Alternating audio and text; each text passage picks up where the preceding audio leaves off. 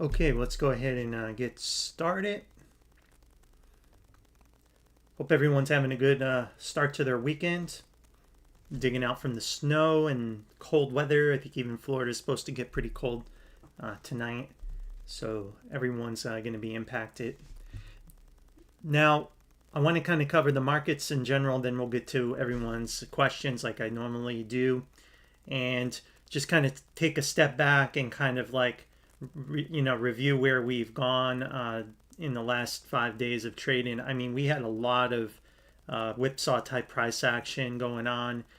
Thursday, it looked like we had maybe a commodity breakout, right? Especially with copper and oil, which could still continue their breakout, right? Copper maybe just correcting this cycle from July, potentially in a flat. So yes, it could go deeper, but unfortunately, like it's already the technical damage to the upside has already happened. They can't put this genie back in the bottle. They can delay it, and I'm glad to see in some ways this pushback because I don't think the world was ready for the metals to go hyperinflate. So we have this brief pause that potentially has given everyone a little bit time to breathe and clear a head. But when you look at the charts of the metals, all the parabolic advances are still intact. They're still sound. And I just posted our weekend update for basic members, $5 a month. And they got that and they understand why. So believe it or not, all of these cycles in the metals could continue higher starting next week, even more violent than it had been earlier. I know that's hard for people to believe. That's why if you're trying to compare silver to the 1980 collapse, you can't compare the two. Okay, they're not ready to be compared. Okay, you can't look at that. And I will just share a couple charts to show why that's right at this moment in time potentially a flawed analysis. Okay, the first problem we have is on the monthly RSI. We have not exceeded the peak in 1980. Okay, we haven't exceeded it, as you can see there. That's because we haven't seen the move that everyone imagines. Because remember, in silver, it's wave 5 that's the money maker, not wave 3, which we are in that may have ended. Wave 5. Wave 5, because what happens is in wave 3, everyone piles in short into the 4, thinking it's a slam dunk. I'm sure the people back here said the same thing, like, oh, back in the 1900s, it would, and then, oh shit, look what happened. And I'm sure the same thing here now. So that's one mistake I see comparing this to 1980. It isn't 1980. We haven't even got to that kind of momentum at that point. The other is the cycle over and dead? Okay, is it over and dead? Well, you can go back to, let's say, take a look at both of these, and if I can just draw just a simple trend line, and I'm just I'm not that smart, but look, I mean, you just draw a trend line, and right when we breached this trend line on the monthly cycle, we went into an extended bear market, as you can see. If I do the same, just the same logic, look, we're nowhere near the breach, nowhere near it. I mean, and if I draw it from this level, I mean, look, we're not. So I'm giving it the benefit of the doubt here. So here, and then let's go back. Okay, well, no, maybe 1980 was different. Well, look, okay, the same thing, right? If I can try to draw this right when we came out, right around there, right there, there's your breach. Once you breach this line, right, and I can draw it in a lot of different ways. Maybe I could draw it this way, but once this line is breached here and here, then the bear market begins. Then you can start saying multi-year, there's going to be a multi-year bear market. But as of now, I think it's a little too early. Also, when you look at this RSI, you can kind of see, you have these cycles are intact, right? All we're doing is correcting the March 25 cycle right now. That's it. There is no super, like, that's the situation we find ourselves in. So this could be a wave 4. Can it turn into 1980? Sure, it could. It could, and we're not dumb. We're not going to just be buying like fools, right? Because you have one. Look, the people in 1980 when we were trading here, probably, I don't know. I mean, Elliot Wave was around back then, in theory. When we pulled back to here, and it's probably hard to see it on this chart. There, they probably, you could say the same thing. Oh, there's your wave 4. Okay, 3 and 4, and now we'll do another 5. Okay, but look, it slammed it back down. No, it denied the extension. In 2011, the same trader would have said, oh, there's your 4. Okay, we're going to have a 5. We're going to do a series of 4s and 5s now, right? And keep going. And the market denied it and made another 2.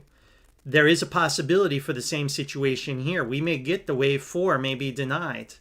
The wave 4 may be denied, right? Right where we are today, where we stand today. Sitting outside the box. And now the market will decide. And if it denies this wave 4, well, then we will have another 1, 2. Another one, okay? And that sets us up for something super spectacular in the 2030s. Unfortunately, you're going to have to wait. But it will create a massive opportunity again, but not in our not in this short time. So yes, we could have another 1, 2, 1, 2. This could become another 1, 2, and it could fade all the way back down to, as long as it doesn't breach $12. It could create a 1, 2, 1, 2, 1, 2 series of setups that set you up later for the 3s and 5s. But eventually it will resolve the structure, right? Typically with 1s and 2s, the most you ever usually see is 3. So we have 1 and 2. We could see a third one. So I can't say that it may be over. It may be over for another 5 or 6 years. But as of today, as of the close of the data, it hasn't. You can't say that yet. And if you do, and you decided to short and you're wrong, you could be shorted into the 5, which we know is essentially the vertical move, where you wake up and it's up 50%. What if Monday, and someone posted this on X, a big influencer said, what if you wake up and it's up 50% on Monday? In a wave 5, that's what will happen. Okay, that's what will happen. $85, you'll wake up, it will be up at 140 on Monday. That's what wave 5s do in silver, guys. That's what they do. And then anyone short is essentially blown up, and that's when people fail, banks fail, and everybody fail because you owe more than your account balance on shorts that go wrong. So if you want to look at the silver technicals and what happened, we had a 3-wave move down with a box here, right? Right, we had a 3-wave move down and we had a box, as you can see right in here. We tried to rally and it failed. Okay, you could have bought the box and you would have stopped out. Perhaps you got a little bit of money, no money, who knows how you traded it. But you stopped out. Then you would have said, okay, where's the next level, right? Where's our next level, right? And then you kind of come back down and do this, and there's this box, and ironically, by like magic, it rallied from there. So it did, this kind of triple correction. I label it as a triple, not a big double. But the point is, this is the line in the sand. It has to hold. Okay, it has to hold this level. If not, you probably are likely to go into that multi-year correction once those trend lines are breached we just showed earlier. So for right now, that's a silver analysis. So you just need to be careful. Be careful. But that's why sometimes historical comparisons can make things confusing, right? And if you're going to compare, just make sure you're actually looking at the right information, because obviously it's not in comparison. I even think the inflation adjusted number from $60 silver in 1980 isn't even near where we are at 85. Then when you add in the premium that was gained, the actual outperformance. So we can't even compare the two, because in 1980, you had almost a collapse of the financial system because of what happened with silver. That's why they brought those guys, the Hump brothers, they blend them and they brought them into, Congress and it was a whole damn system almost collapsed. That's the top. That's the event. Now we had the metals exchange in London. I heard rumors that it was not operating. Perhaps that created the maybe that was something that broke in the system, or they removed the buy button. Maybe that was the way market makers could remove the buy button to stop this. I heard that the prices in Asia didn't really fall like they did here. Perhaps it was just more, localized to the West and like, the U.S. trading, English, But in Asia, I think the prices are actually not as, wasn't as bad of a rug pull. So there's some kind of arbitrage there. So I just want to warn people, if you decided to go max short here, just be careful because, we're still in the parabolic advance. Nothing is it was just a nasty correction. And if you trade crypto, this thing's common. And alts, if you guys can't handle this, you'll never handle alt season. What are you going to do in alt season when crypto is doing this? You're going to leave and you're going to miss the 400 or 500% gain. You won't know how to trade it. So if something like this rattles you, then you can't trade these kind of instruments. If you don't understand how to trade this type of market, then you shouldn't trade it, because that's the price you have to pay to get the upside that we want, right? And that's why most people never make it. With the alt season, they never can enjoy in those kind of massive gains, because you have to go through multiples of these, like 3 or 4 of these kind of shakeouts, and this may be silver's first one. So I think we'll know next week. So the market's trying to figure out, does it want the metals to kind of continue and we kind of lead this melt up, and that's all about the US dollar, or is it gonna correct, allow the correction? US dollars come into a critical moment. If the US dollar is rejected here off of this bear flag backtest, more than likely what happened on Thursday will continue. Copper will moon, silver will moon, gold will moon. The same dynamic that happened Thursday will reemerge, but even be more violent, because there'll be wave 3 down in the US dollar. This may just be the backtest of the historic bear flag that goes all the way back down to essentially 2008-9. That's all this may be, this rally. Now there is one possible path that we have here on the dollar. This will be the market correction path, and this would be basically, if I can do this right, to here. I should get rid of some of these subdivisions because they're not really needed anymore, so we can actually see what we're looking at here. So as you can see, this structure here can go A and then B and then C. Okay, this could be what some traders refer to as the devil's structure, a flat and a flat. That, if this happens, then you got the market, everything meltdown scenario in the market. This was always our hypothesis for how the market would correct the April cycle, right? This is how it would do it. This was unexpected, this breakdown. This was going to be, the market was going to melt up and probably hyperinflate type melt up. This would be, we correct April cycle, then the blow off top comes later, the melt up. Okay, so maybe then the market got woken up, rattled enough that it's reversing course. Maybe the new Fed chief scares market enough to get people to buy the dollar again. He's not going to money print. He's openly public about he doesn't like quantitative easing, but he will lower rates. So people are like, well, that's good. Well, it's good for good for some sectors, of course, but quantitative easing is the heart of asset pumping. So if he doesn't do that, I don't think you're going to see a lot of massive gains from that anymore. But you would see lower rates will also help the real economy go. So it'd be kind of like a mixed, like I think again a rotational type thing. The real economy stocks will do great.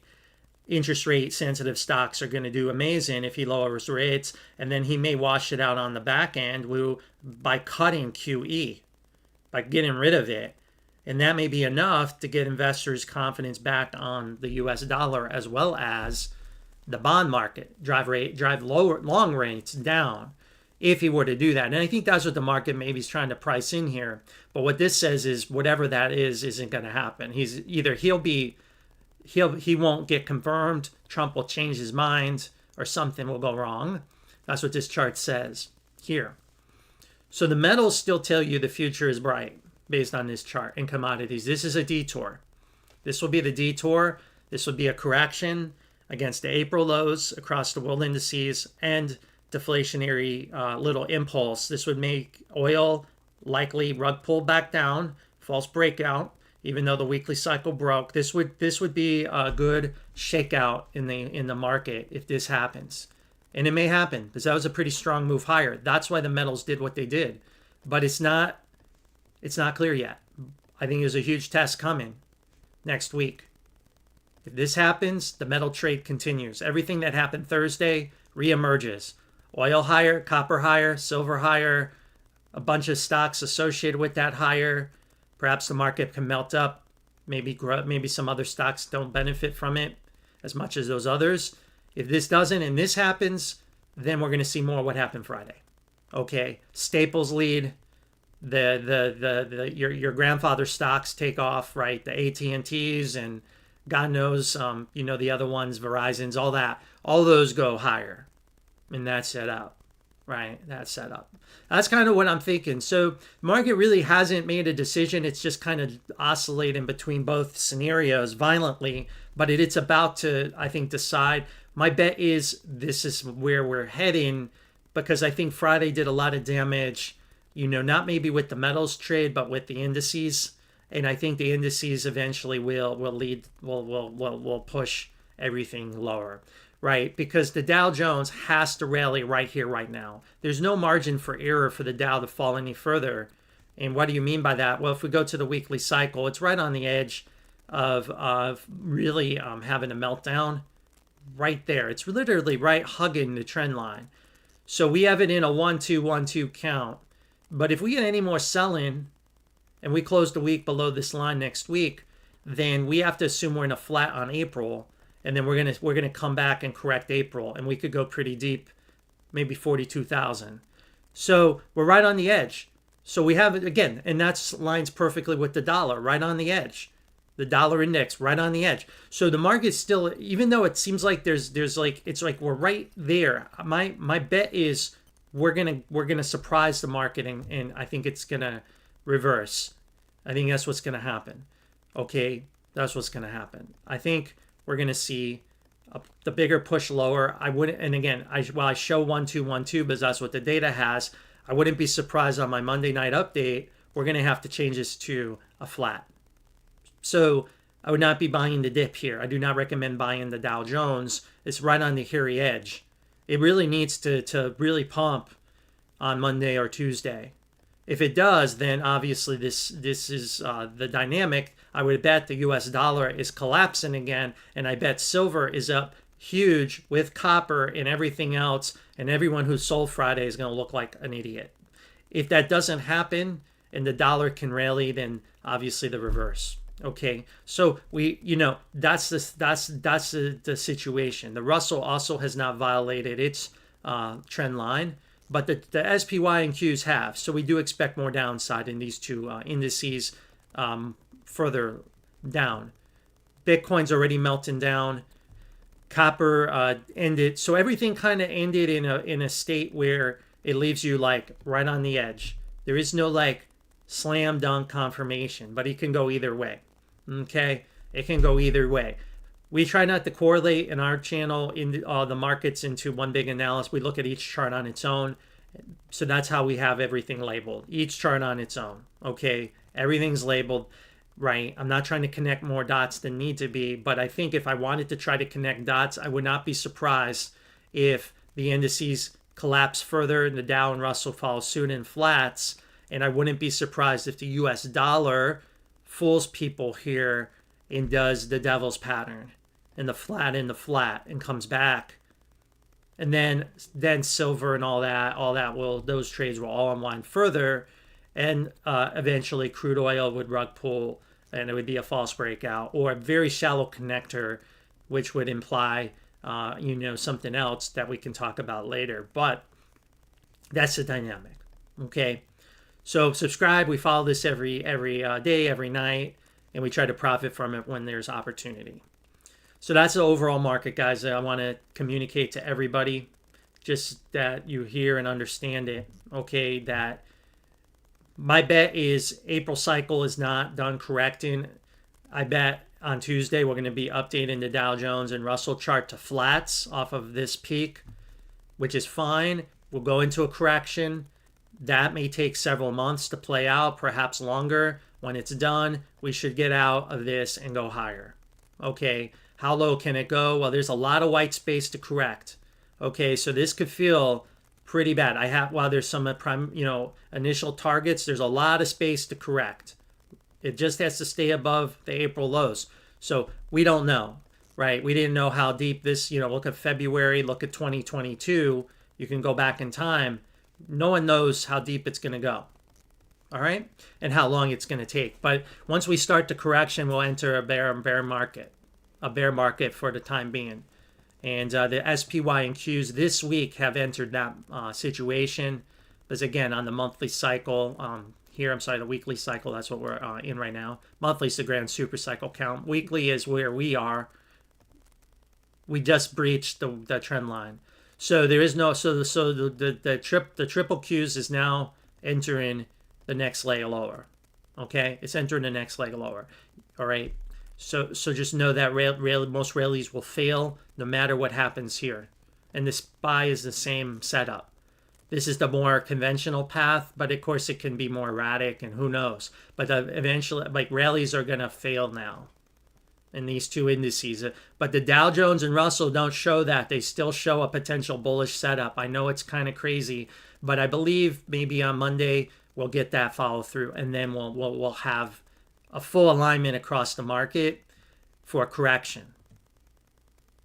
And that's what we have. And of course, Bitcoin's about to break down this weekend. Not looking good. All right, let's go to your guys' super chats and go through the market like we normally do. And we'll go through things and see how things are going. All right, let's take a look at our requested stocks. Always have quite a few. Sometimes on our live stream, we find the most highest performing instruments, just like we found qubits when it was under $1, right? We found there's another one, I believe it's called STX. I was looking at this the other day. Some lucky SOB out there. I mean, we gave this a buy on a live stream. $70. I mean, good Lord. I mean, obviously it's not a wave 5 anymore, but thank God I told you to buy it. I was looking at that the other day. We looked at SanDisk. That was another live stream winner. So sometimes you guys bring stocks that are like massive opportunities. So I definitely pay attention to your symbols more than I ever have in the last, several years ago. But I mean, we find on our live stream some huge winners, huge gainers have come out of these live streams. Symbols that no one knows about yet. So if you're watching a live stream, you're public, you don't know what this is all about, it's worth watching. I know it's sometimes long, but what if you could find this one opportunity? This could change your life, right? This was a life-changing opportunity that we talked about on a live stream back in April 25, because that's where the box was, or somewhere down in this area, February, April, and someone got paid and their life is now different. Right now, today, as I go through your symbols, somebody's life may be changing in the same way. We don't get them all right all the time, but when we do, man, sometimes, look at that. That's just amazing. I was just looking at the other day. But someone's like, oh, did you ever see STX? And then I looked, I was like, oh my God, we actually had that buy here. Go figure. Okay, let's go to your questions, guys, and go through everything. I got skipped last week. Okay, if I did that, we can cover it. I'll just, I get a lot of symbols. It's hard to keep track of everything. So I'll take a look at these two real quick. And I always get through everyone's symbols at some point. As you know, the major cycles are ending potentially. Right away, you see bullish divergence here, right? Sorry, bearish divergence. So it's an extended fifth wave of this series, of this move. But just like we talked about with silver, the parabolic advance is still sound. It's still a trend. It's still bullish. So, again, I always have to tell you, do what's best for you, and you'll just have to decide, based on your own personal requirements, if you want, how much, you want to stay with it. So I was thinking, when I first saw this chart, I was thinking something like this, potentially. But that doesn't make a lot of sense, right? Let's look at the RSI and see if it's corrective. All right, to me, it doesn't look corrective.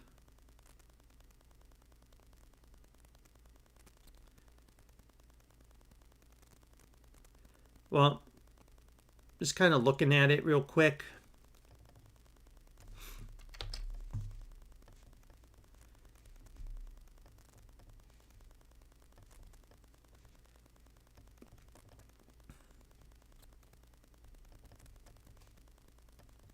Yeah, this was a flat off of 1.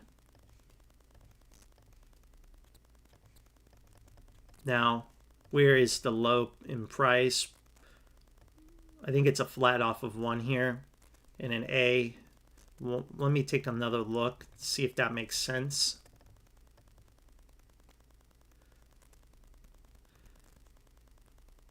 No, actually, I'll label it as a 1-2-1-2. It looks like a 1-2-1-2 count. So it's got its own super bullish count.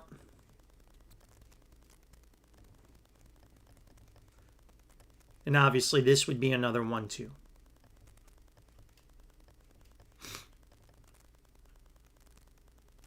But you see what happened here? Look at that. It could do the same thing. Okay, so this one's in another 1-2. Where does it go? Where does it end? I couldn't tell you, but it will end at some point. Look how long this one took. A year. This one took 4 years. So it could go into a correction for quite a while, but obviously this is done. The move's done. It's in 2. Two, we need, we need to see some subdivisions. Now, the thing about this situation is, where are we on the cycle? You're still on the weekly cycle advance. It can still extend. So I want to say this. We don't have any indication you're going to go into a bigger bear market yet. I would watch the weekly cycle. Once you breach that trend line, then I would be looking for a multi-year correction. Until then, you may still see more extension. And I don't know if there's any subdivisions for us to analyze. Looks like there's one maybe here.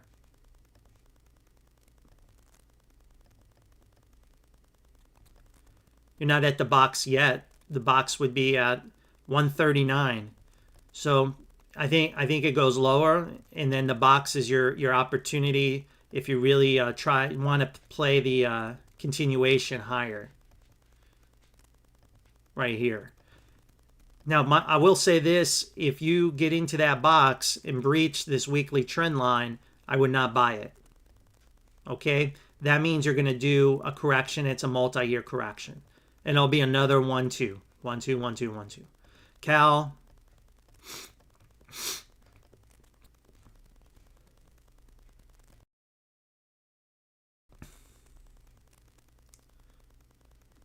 All right, looks like 3 waves down.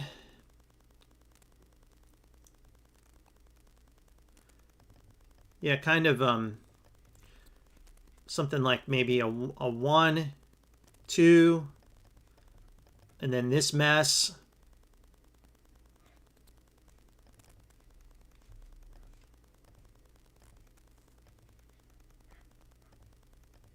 Something like that.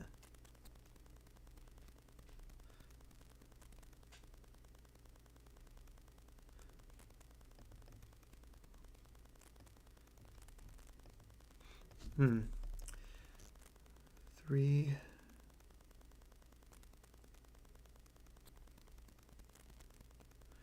So from here, it looks like you've got a flat off of this peak. The problem is it may be moving in a corrective structure, a three-wave structure. I think that's what we're going to have to label it as.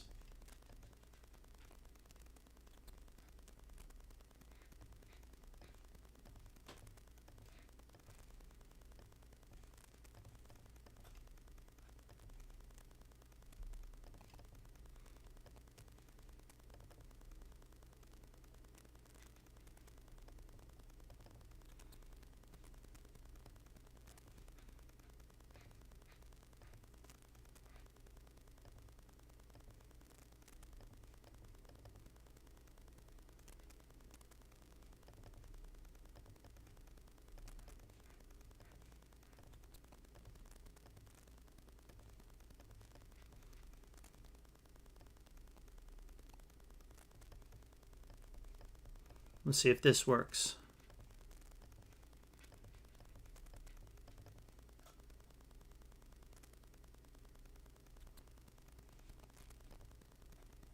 Yeah, I'll go with that. So the question is this C leg over?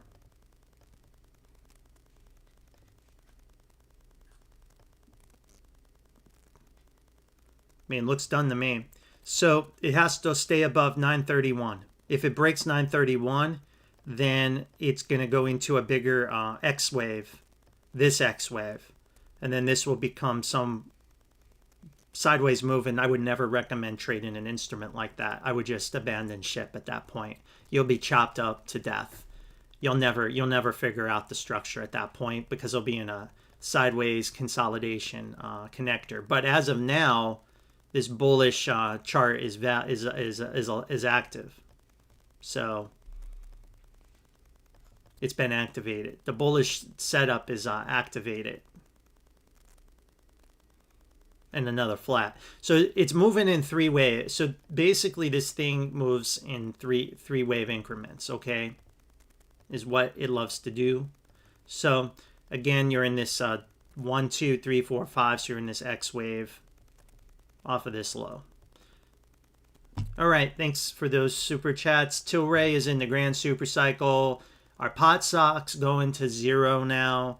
What's going on? So the pot stocks, we try to keep an objective view. The trend is still bullish. So I wouldn't, I'll take another look at the higher degree trends. All right, so now it's Tilray's trying to come up and test this pivot here. If I can draw that right at 693. Looks like we are already trying to end this cycle. So we're very close to ending it. We're in a fifth wave. Right here, we're at a fifth wave. Okay, so you would think it would come to an end pretty soon. Now, the larger time frames, monthly is not helpful. We got to go to the weekly. So the weekly cycle, we can look at it from a couple perspectives, right? We got to from this major low here, right? Let's take a look at what is going on. See how we just breached that? That's not a good sign. That's not a good sign, okay? So that's right there telling you perhaps we are going to go into a deeper pullback. Ultimately, we need to stay above this pivot right here. Once we break that pivot, then I think you're right. It could fade even further. That would be the first clue. The monthly, like I said, it's not helpful. You can see it kind of came up against resistance. Kind of got rejected. Now, if it can break through this downtrend, the correction will end. So it's right at the edge, which is the count. It's right at the edge. So I would say, you do have a breach on the weekly that indicates perhaps it will accelerate lower.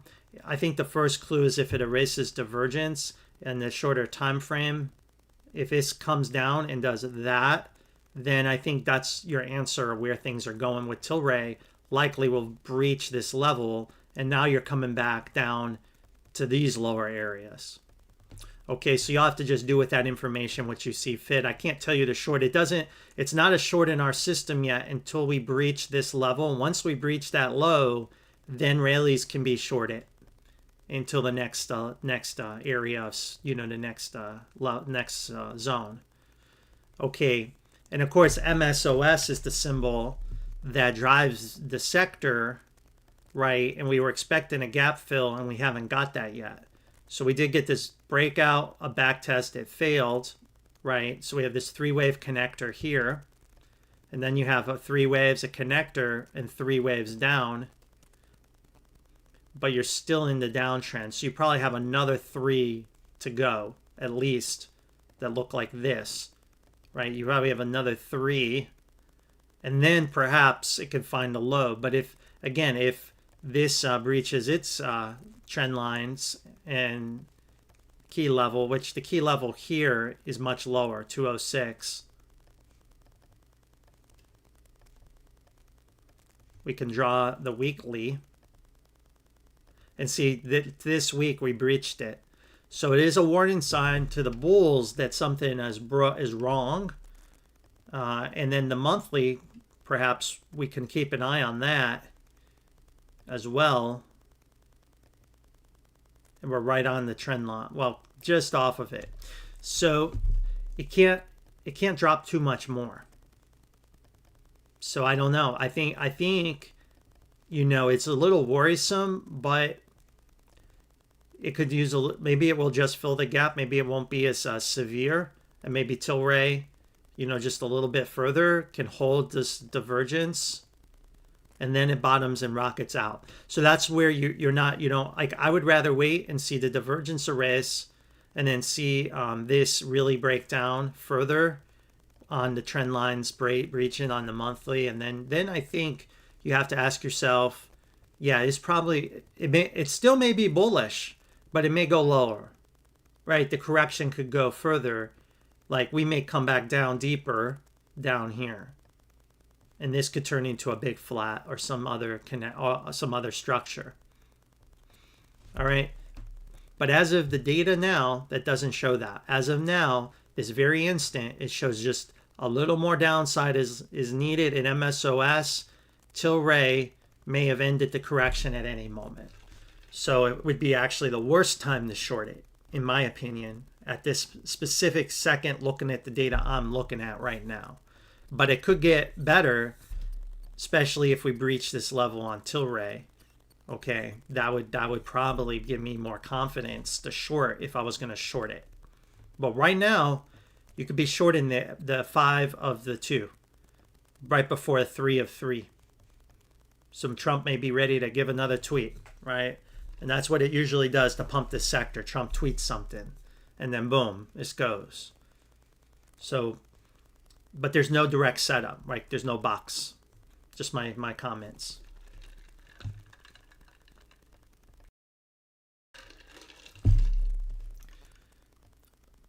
All right, let's look at QBT. All these quantum stocks are on the edge of breaking their structures. So as you can see, quantum here broke its structure. You see how we broke that low? So we don't trade those kind of structures. So the bullish structure is no longer valid. Okay, so this is where discipline as a trader you have to have it, at least using our system, and you have to walk away from this and not trade it anymore. I know a lot of traders can't do that, but that's what I would tell you, I would actually be looking to short this now. The structure's violated. I mean, like I said, you had a chance to bull them and it failed. So now this is just a bear flag that just failed, right? That's all this essentially is. Okay, so I would just expect it to go lower now. Now we have a lot. It could fall all the way back down to 410. So I would expect another leg lower. Now it probably will, eventually come out of it, but I mean, obviously it's taken another leg down, right? So I'll check all the divergences out, but you will see probably what I'm talking about. Okay. See how we're right up on the trend line? Once we breach that level, then we're in something more bearish, right, on the weekly. And then the monthly is already in a cycle decline. It hasn't come out of its bear market. And it's about to breach this trend line. So from my point of view, I don't want to say abandon ship, but you need to prepare for heavy selling. Heavy selling, because it's going to take another leg lower. This is a corrective structure that failed. It's failed now. It's going to do a double correction. This will come all the way down and take this level out. The weekly's already doing that. So it looks like to me it's going to do an ABC, or let me go back and let's get rid of some of the subdivisions so we can see what we have here. So it looks like we're going to just go lower and see at this point. And the question is, will we violate this low? If we take a step back and look, we have 3 waves. I think it's safe to assume we're going to look at a different count now, right? It's going to have more pain associated with it, right? And this is going to turn into a flat, right? It's going to turn into a flat off of, well, not really a flat. It would be a WXY. So we'll be able to project a target probably for it. We'll be able to project a target for it because I wouldn't consider this a flat yet. So it looks like, let's go back here, WXY, something like that. And this turns into an ABC, right? And then this turns into the 3-wave structure, the 5-wave structure down in an ABC as well. A, B, C. We'll probably put B there, and now we're in C. So my new target, we can give a new box on this, would be 365. So more than likely that's where it's heading. I wish I had better news, but unfortunately a market has spoken. So, you know, you'll have to decide if you can take that much pain or not. But you know, that would be the next level to buy this. We do have a lot, you know, we do have some, the structure itself looks okay, but it looks like investors are going to have to deal with more pain, unfortunately. So, but with this breach, now any rally can be shorted in 3 waves until you get to this box. So if it does something like this, you could short that. So this can be shorted now until you get down to this box. Okay, and then BLNE, Beeline Holdings. Kind of update this. So it looks like we finished this impulse here. Something like that. So it's got to hold this. Now, remember, it's only 3 waves up. It can be corrective with 3 waves. So if we go any further, I would be watching some trend lines. If the 4-hour breaks, that would tell me corrective. If this daily breaks, it would be corrective. Okay? So understand that, like I'm showing a 4 here and a 5. I think that's, you know, that's the likely path. But once we break those trend lines, we would turn corrective. And then this would double correct back down here. So we really need to see this rally in 4. And we do have a connector here. We're a little short of it. Actually, we tagged it. We barely, so probably its market is trying to test this idea right now. And if you can get the 5, that gives you more confidence. The low, this is a major low. But as of now, it's 3 waves. There's no reason to think it would go lower. If we violate the daily or 4-hour trend line, then without this 5, then I would forecast a corrective structure, okay? The divergences look great. Look, you see it's an impulse. Like, that's an impulse there, okay? But I think on the higher time frames, which is the larger structure, it's showing the 3 waves, showing 3 waves, which is expected because we have it as 3. It can be corrective. I know I hate people hate the market can double correct, right? We have 3, it can go 3. It does not have to make this 5. There's no guarantee for 5. This is a very big learning moment for people out there. There's no guarantee for 5. It can always double correct. right? It can always do this, and then 2 is there. So you have to, that's why you have to pay attention to this. The first sign of that happening would be the breach of this 4-hour trend line or the daily. The other sign would be breaking 260. One of those conditions. If not, we always assume the trend will continue. There's no reason not to. Okay. NEO, unfortunately, he's got a tough structure as well that we're trying to like pick through. The first part, big 3 waves, a connector, and now we need another wave down. So we're expecting another wave down in NEO with China correcting as well. So something like that. It could be a buy around 350 against $3, somewhere in this area. If we break $3, you know, my guess is this is a 5th wave on a larger 5-wave decline from the all-time high. And we talked about what it could mean overall, and it would go to about $1 or less. So this is the idea. Okay, this is the idea. Down. It's pointing down. Let's look. Everything shows me lower. Still in the correction. Look, still in the correction.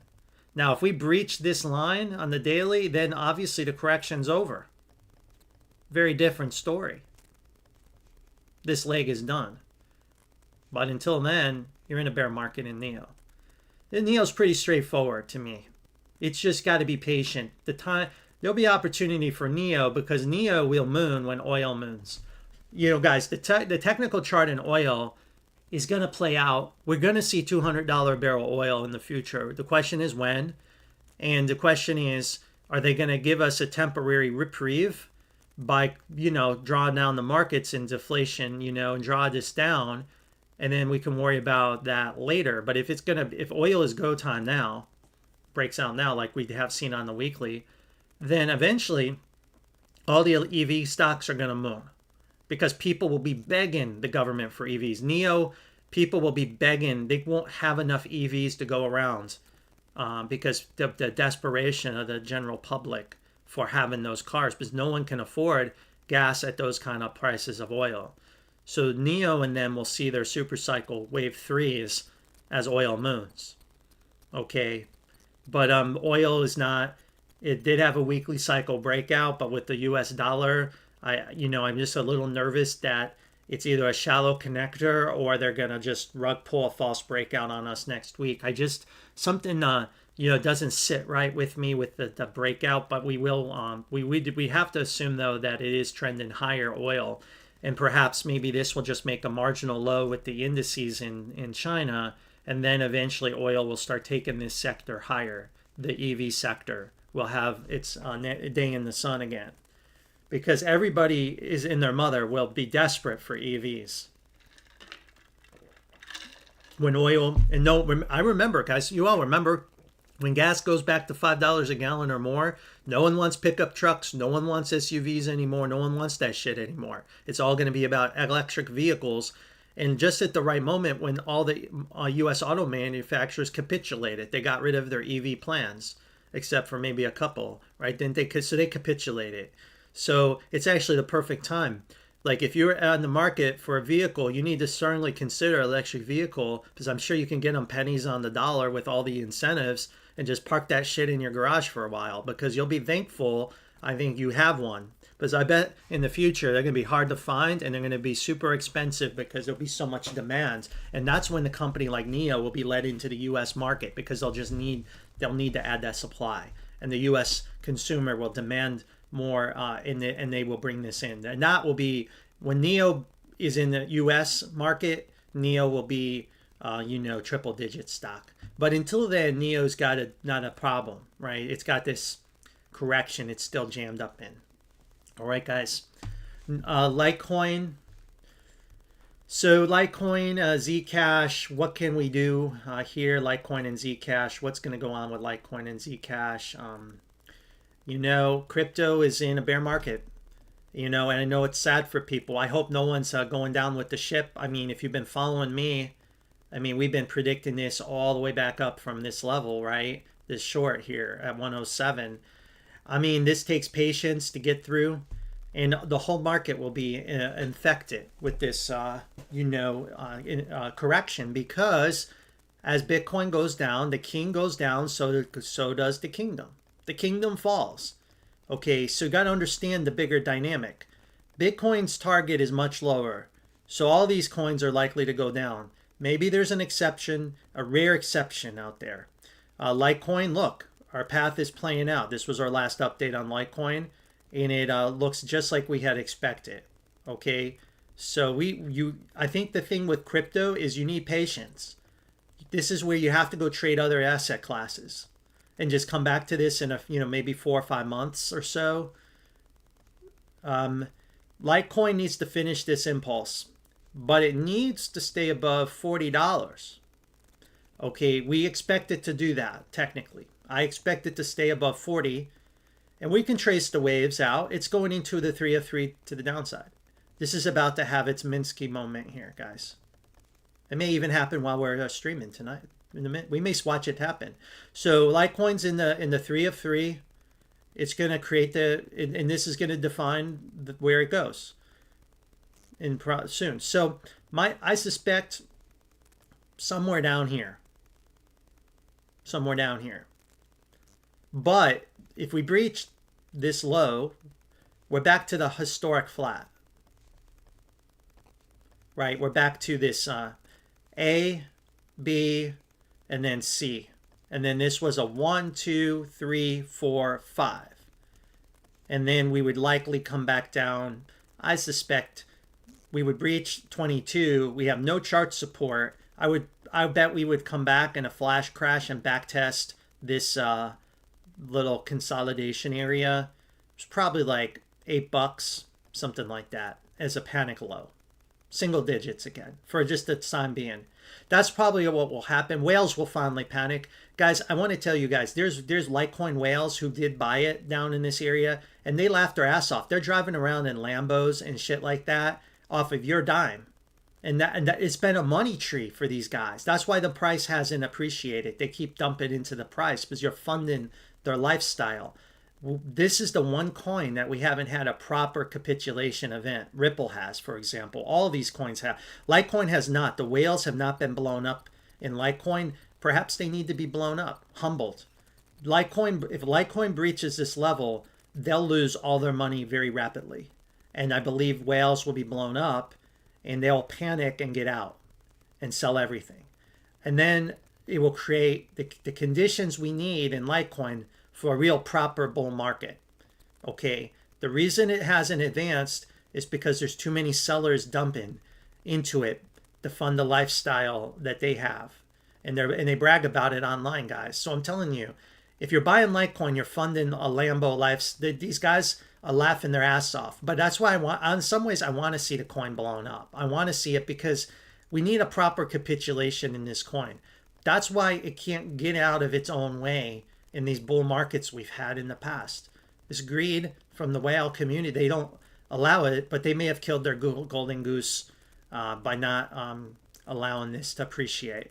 Just like they may have done with the Bitcoin back, the idiots that shorted it up here.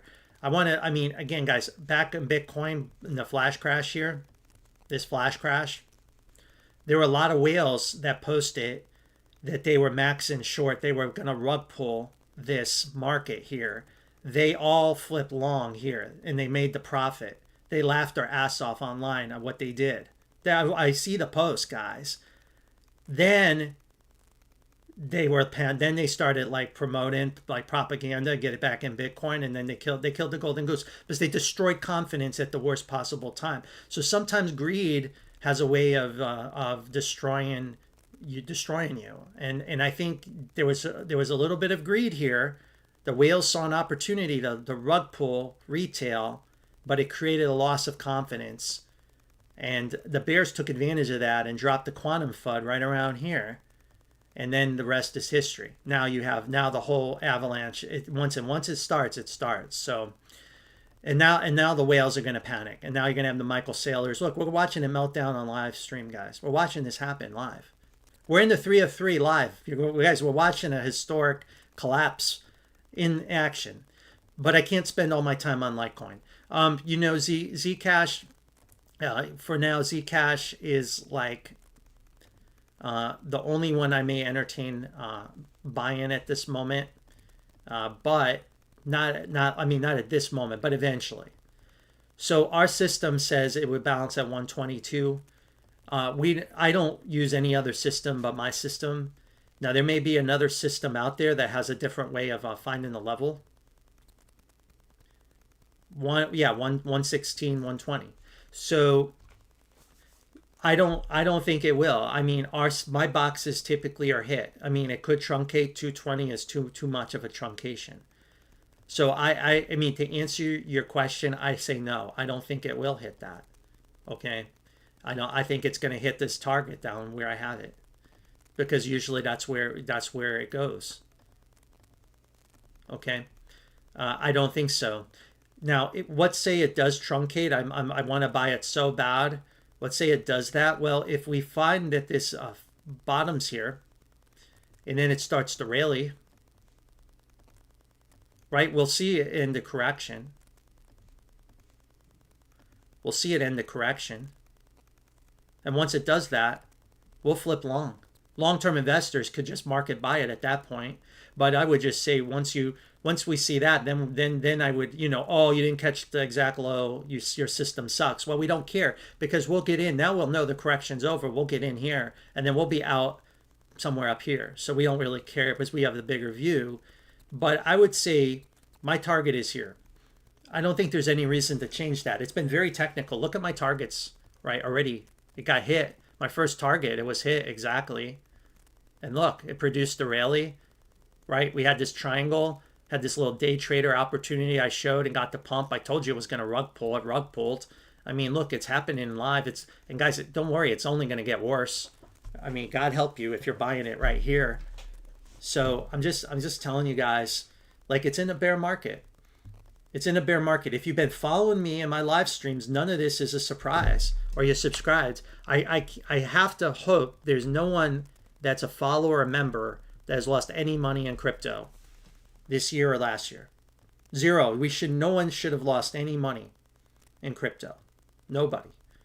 I mean, really. And if I find out people have, it's just, then you got to learn. Like, it's a learning. Like, why? Like you have to understand. To me, this technicals is clear to me. This path is so clear. It's so clear. It's such a clean, and that's why crypto doesn't trade on fundamentals. It trades on these charts and technical, right? Because that's all you got. So it's so clear, so crystal clear. Okay, bears are calling for SPY 560. As of this week, yes, it's possible because we broke the weekly cycle trend line. So we're still in the April decline. So we were thinking perhaps it could be a 1-2-1-2. That's now been negated. So now we look for first target would probably be 630, 625. How do we get to these lower levels you're mentioning? It would have to do something like this, rally, and then take another leg lower. It'd have to double correct. This is very possible. And this would take all year to play out, all year, like 2022. So those targets are in play. Anything's in play above the April lows. Okay? I mean, it could come all the way back down to hell. Why not 430, 530? Or why not 520 while we're at it? I mean, we don't know, right? No one knew this was going to go that deep. No one knows the panic. But believe me, there's going to be panic. Because there's max complacency right now. So I would just say we don't know how it will go down. Now, we do have a higher high here. So if I put the grand super cycles finished here, right, I show an extension. But if I'm a perma bear, I put the grand super cycle finished, I would have a flat on the grand super cycle. And that would be God help us. That would be this wave would be if the grand super cycle's over and it's a flat on the grand super cycle, This will become A, the first wave down. We should breach the April lows. I suspect on the grand super cycle, we would eventually find the bottom at the COVID lows, eventually, on the SPY and NASDAQ. But my guess, the path to get there, we need to cover a lot of distance first. So we probably break the April lows. My guess is we head back somewhere to 408, somewhere here. And essentially a straight down crash, like COVID, like the March 2020, April 25. Somewhere like back down to like here. That would be A. And then we get B, right? And then we get C. That's how it goes now. That's how the grand super cycle ends in the SPY. Now the Dow Jones and Russell, I think, is different. I think money rotates into these two, and then their path, while everything pulls back, they have a bigger bounce in B. In fact, they could break to new all-time highs. So if the grand super cycle is over in the Dow, this would have, of course, a violent pullback like everything will. But then the rally here will actually be just as violent higher, probably break the all-time highs, and then super crash later, like that. So like we saw in 27. And the Russell would do the opposite. It would correct, and then it would go just like we saw in the 2007 period. But the SPY and Qs will not do that. They will be down for the count. The grand super cycle ends in the Qs.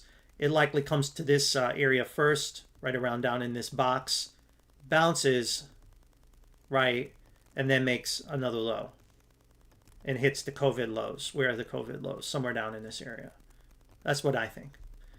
Okay, so that's the grand super cycle. But understand that I'm not calling for that just yet.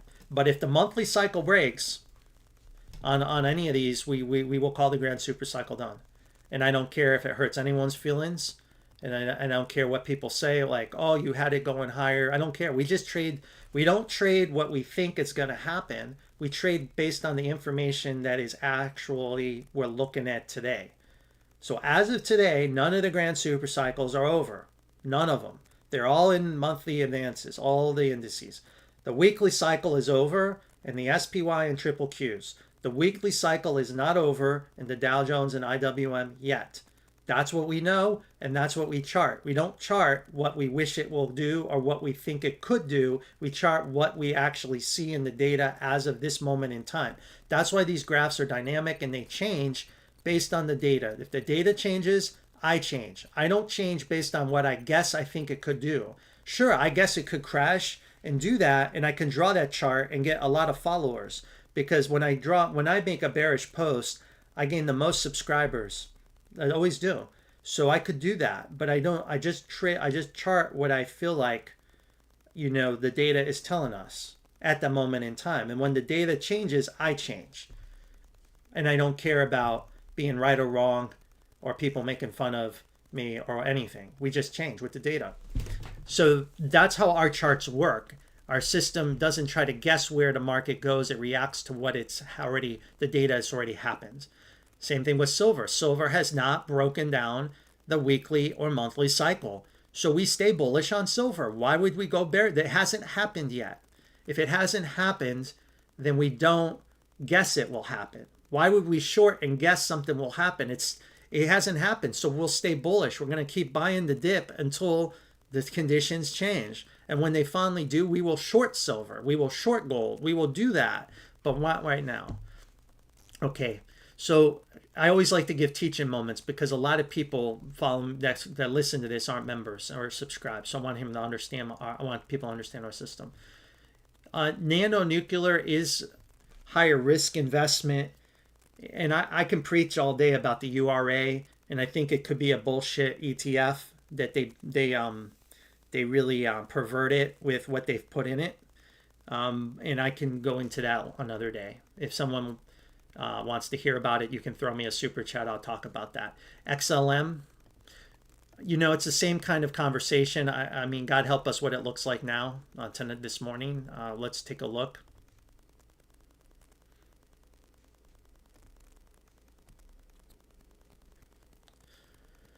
Let's take a look here. Ooh, ugly, fugly. Well, we talked about XLM. It's got to hold this low. I mean, it doesn't look good. I mean, let's just assume it's going to break because there's just no more space, right? Looking at where Bitcoin is. So we're going to assume another leg lower.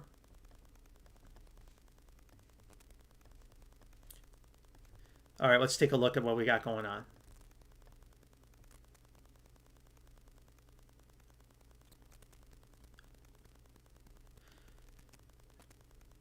You wonder if that was like a ghost wick or something. We'll just have to assume that was accurate price data. This, whatever the, if this was a ghost wick, it would really mess up our analysis.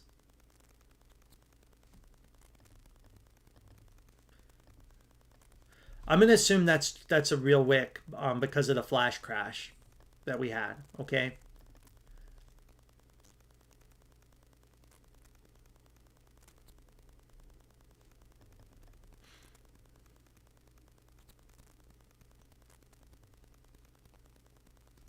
Yeah, I think we'll...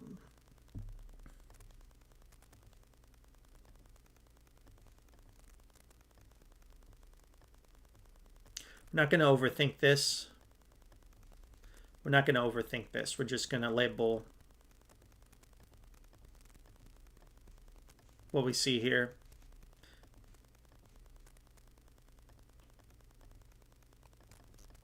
So it's going to come down.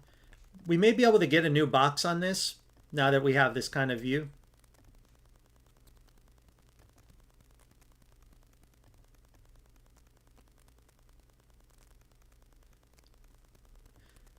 Yeah, it's too bearish. It's essentially zero, so we won't. We'll try another way of finding the box. There. All right. Move those over so we get a better look at where we are.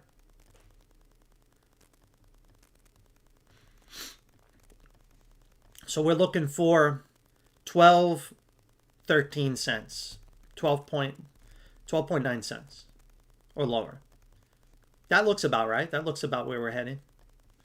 We need to stay above that low. Well, I'll get that here. We'll have to stay above 7.777. All right. So there's your box. So there is a box, an opportunity in XLM for those want to take it. It would be a 1-2-1-2 setup as long as the bullish structure holds. If we break that low, then it's a go to zero, because then this would become corrective off of the grand super cycle. It would become W, X, and then the Y would just go to zero. It would go to zero or some other level. But let's hope that doesn't happen. Let's hope buyers come in and buy it for some reason. Shorts need it to cover, who knows why. Okay, let's look at the other stocks. Like I said, guys, crypto's in a bear market. I hope you're prepared. I hope no one is holding and going down with the ship. There's nothing, you're not being noble or loyal. No one gets your money, right? Your capital. Don't go down with the ship. You don't have to go down with the ship. Okay. So let's take a look at what we had here. So this like little bounce on the box, just a little one. And then it made a double. Yeah, so it turned into, just kind of looking at what happened.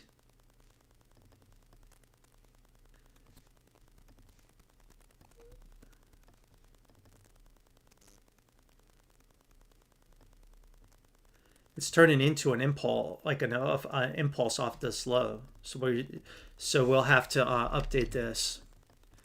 So it turned into something like this. If I can do it.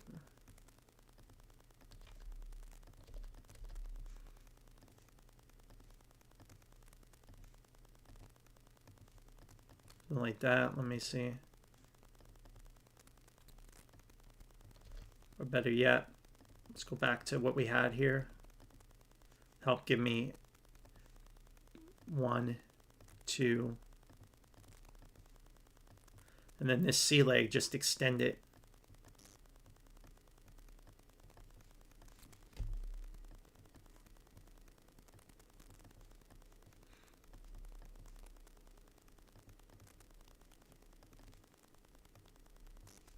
This is probably something like this.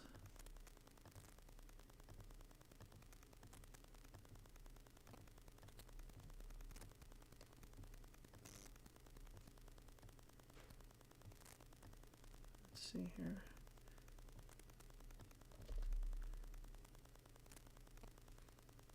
Oh yeah, I didn't have it right. So like this.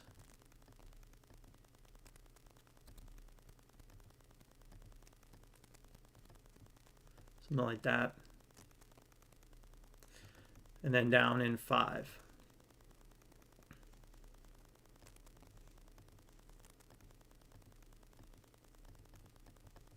So this should finish an impulse, and like all impulses, rally, right? See the bullish divergence and the divergence. So that's the key. You want to see that bullish divergence remain. It's in an impulsive move to the downside. So the bullish structure is going to have to wait, because remember, in 5 waves down, it's always a zigzag. So you have 2 possible paths. It's either going to make 5, it's going to come back up in 3, a big rally, and then it's going to have to go through another 5 waves down at some point in the future, right? Again, this rally could go be quite considerably high. We don't know. The other path is it just finishes its correction, and it does it in. Let me take a look. Oh, right, we need to be in 3 waves. So see how we're in 3 waves and 3 waves? If it can do this, and it should do this 5 and 3 waves as well. If it does it in, if it can capitulate down and erase divergence, then we can go and label this as a WXYXZ and then call it like a permanent low. So either way, it looks like one more leg down. I think that's what most of crypto looks like one more leg down, right? But the leg down could be quite severe. It could be quite terrible. So something like that, right? So if it can erase divergence, good. If it can, because that could be a major low. If it doesn't, it could always rally, but then that rally will likely fail in the future at some point. That's what I'm thinking. Okay, SBET.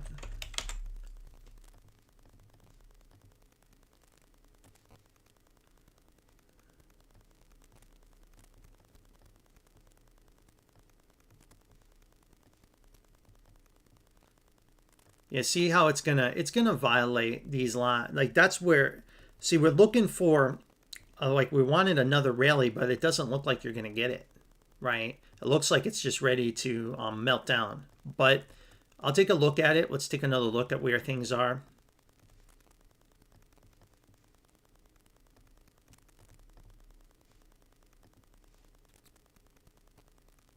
So we have a new connector.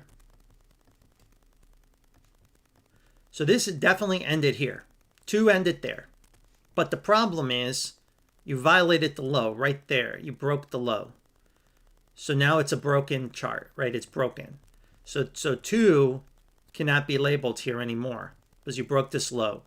Right when you broke that low, that was a sign that the whole bullish structure is shot. It's shot, okay? It's shot. So now we have to expect it to go lower. Okay, go lower, and we have to assume it's still in this correction, the larger correction. Okay, now when you look at it, you see this bounce corrected the whole thing. So this is the first leg. So you had this first leg done here, and now you made a lower low. So now it's going to double correct, right? It's going to have a double correction higher, and that is going to right now it has to double correct down.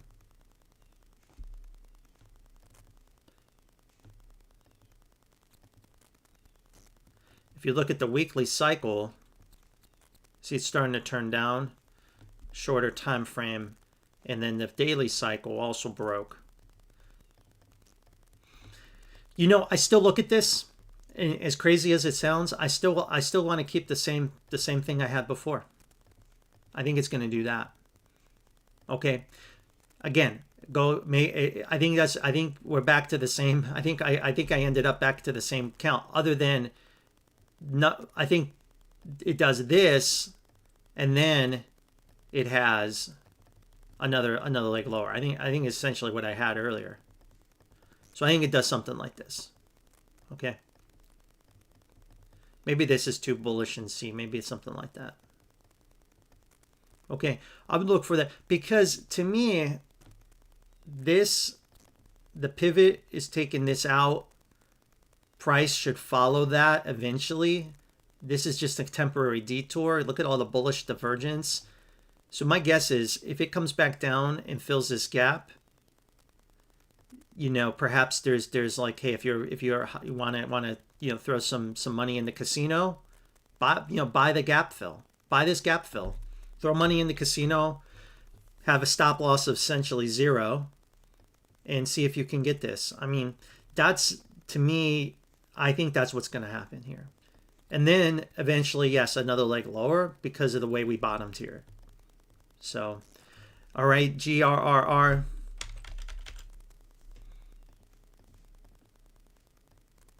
Looks like we're trying to hold this trend line, had this triangle, and now we need to study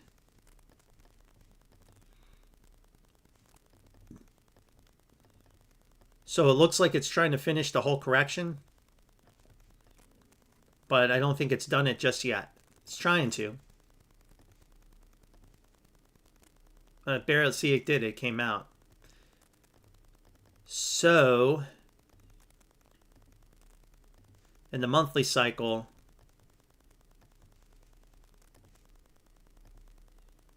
broke higher, barely. So this is so this 3-leg move is done here. This is an important low. Okay, so if you're trading it, you want to stay bullish above 1086. Okay, now if you break 1086, it's a go to zero chart. Go to zero. Okay, technically screwed. Now, let's look at the RSI. See how we didn't erase divergence? Let's take a look at the 45. See, the peak is back here. So we're probably in a 1-2-1-2 setup. Or actually, maybe I would label it. What's interesting is the peak is way back here. But on the 4-hour, we have no peak. So that actually looks like maybe it would be a flat. But that's just kind of thinking out loud here.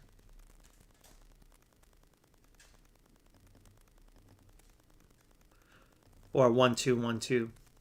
Yeah, maybe I'll label it this way for now.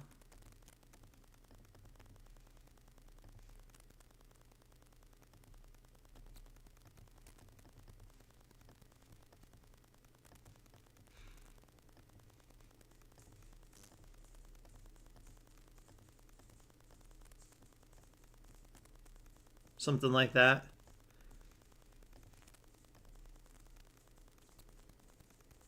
Right up on the trend line.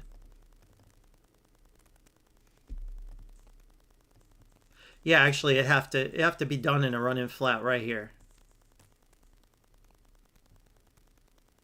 1, 2, 3, 4. Yeah, I think maybe this is probably the better way to label it like that. Okay. I don't know when its earnings are. But it looks, I would say I would keep a bullish bias to it until proven otherwise. Okay. But ultimately above 1094, it's trying to build out a new cycle higher. It's trying to. After a brutal correction. Right, a brutal correction. I don't like this part of the correction, to be honest with you. I don't like that part.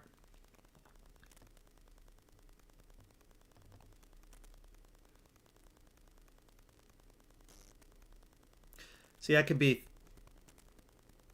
yeah, I mean, I think I'll call it C. I mean, it looks like, let's go to the daily.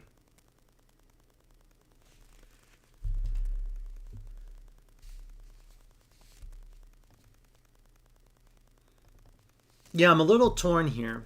I'm a little torn on that part of the cycle.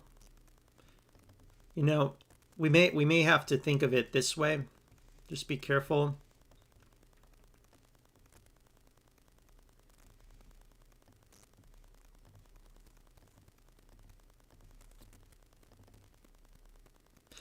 Yeah, that's how we got to label it. So we are in an uptrend, but it's C. This could become a bigger correction. So just know that because of how we bottomed here, just be very careful being too complacent around this, because it could easily do something like this later. Okay. I think I'll go with this view for now, because of how we bottomed here is not perfect. QS.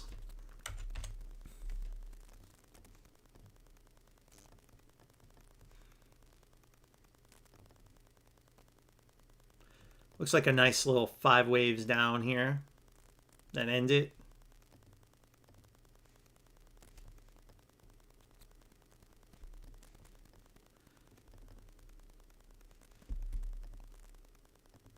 All right, so we assume the lows here. This is the low, right? That's the major low, right? It's a 1, 2. I won't label it, but you get the idea. So that's the major low, right? 1, 2, 1, 2, 3, 4, 3, 4, 5. Right? Pretty straightforward. And then the correction looks like it's going down in 3s.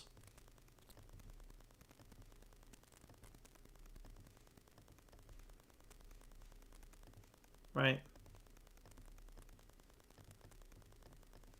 This is 1, 2, 3, 4, 5. A, B.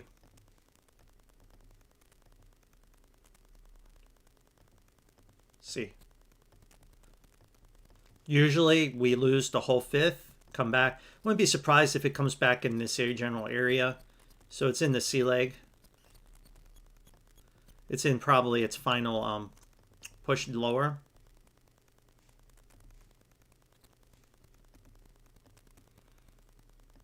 Technically, it can bottom on it at any moment, but I think when you look at C, it's missing some subdivisions. It doesn't have all the subdivisions based on what I can see right now. Right?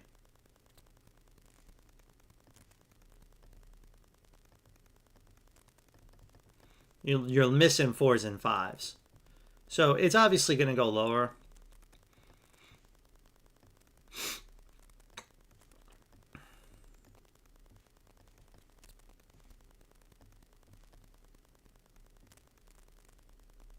So I would expect more downside.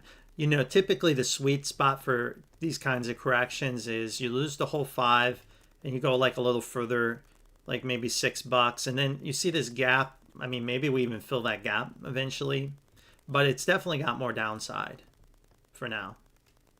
All right, DGNX.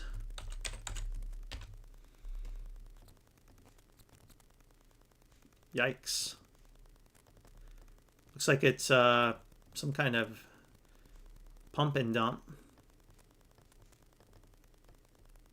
No divergent. Yeah, this is a classic pump and dump chart. It's kind of W, X. May never get Y. There's your connector.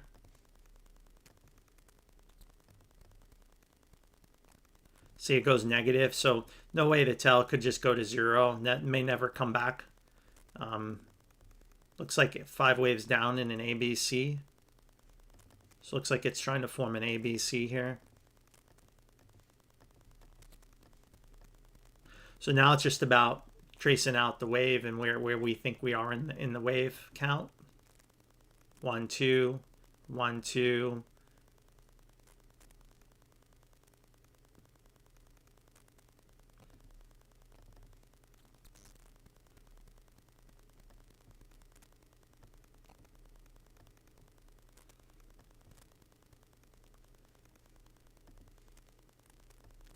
Yeah, it just keeps extending. It's a massive amount of 1s and 2s in this wave.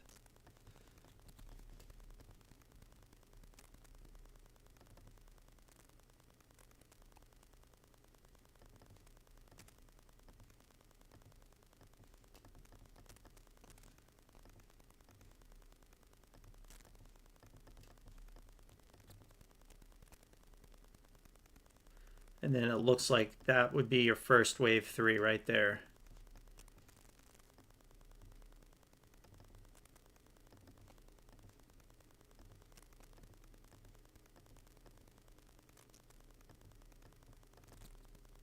And then you erase divergence again.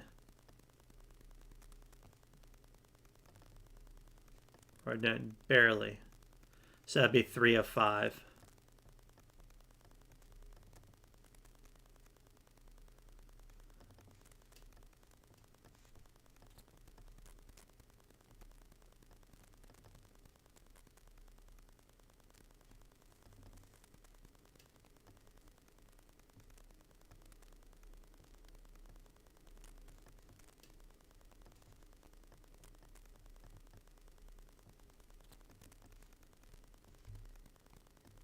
So something like this.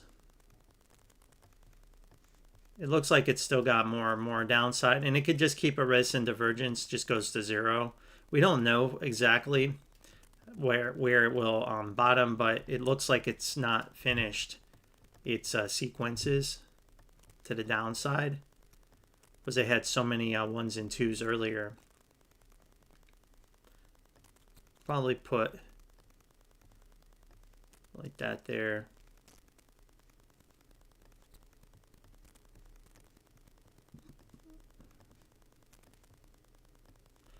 So something like that is what I'm thinking.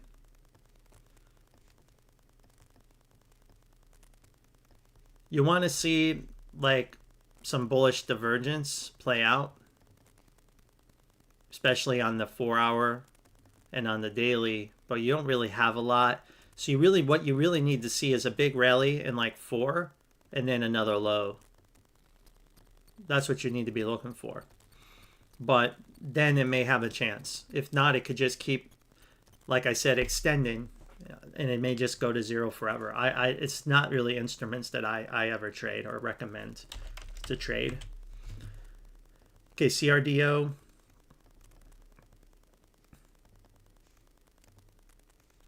That looks like a nasty top that's just broke down. You can see the fractal. So this is obviously doesn't look good just from a chart perspective, chart pattern.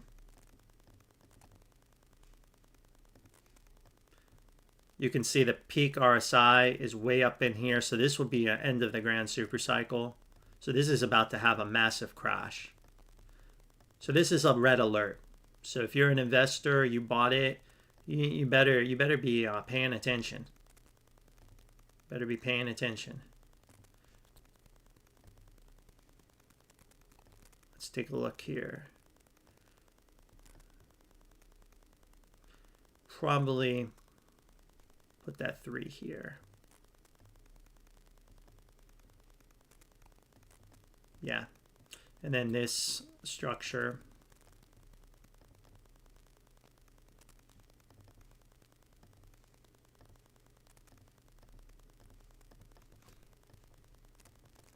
I think the party's just about to get started on this. So we can project a level. Let me try to project a level. Maybe 77.57. I would be looking for a lot of chart support right around 72. And I think if you break this level, a lot of chart support here, If you break that chart support, you don't have any chart support of significance until you get to 44. And the historic trend line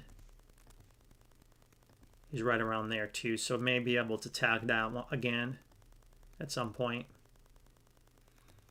So yeah, I mean, this is one. It's almost like abandoned ship. It's like the Titanic is sinking, and it's like, get it. You better get your life vest while you can get it.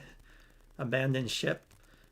If it's software is getting the psychology of the marketplace is now panicking around software names.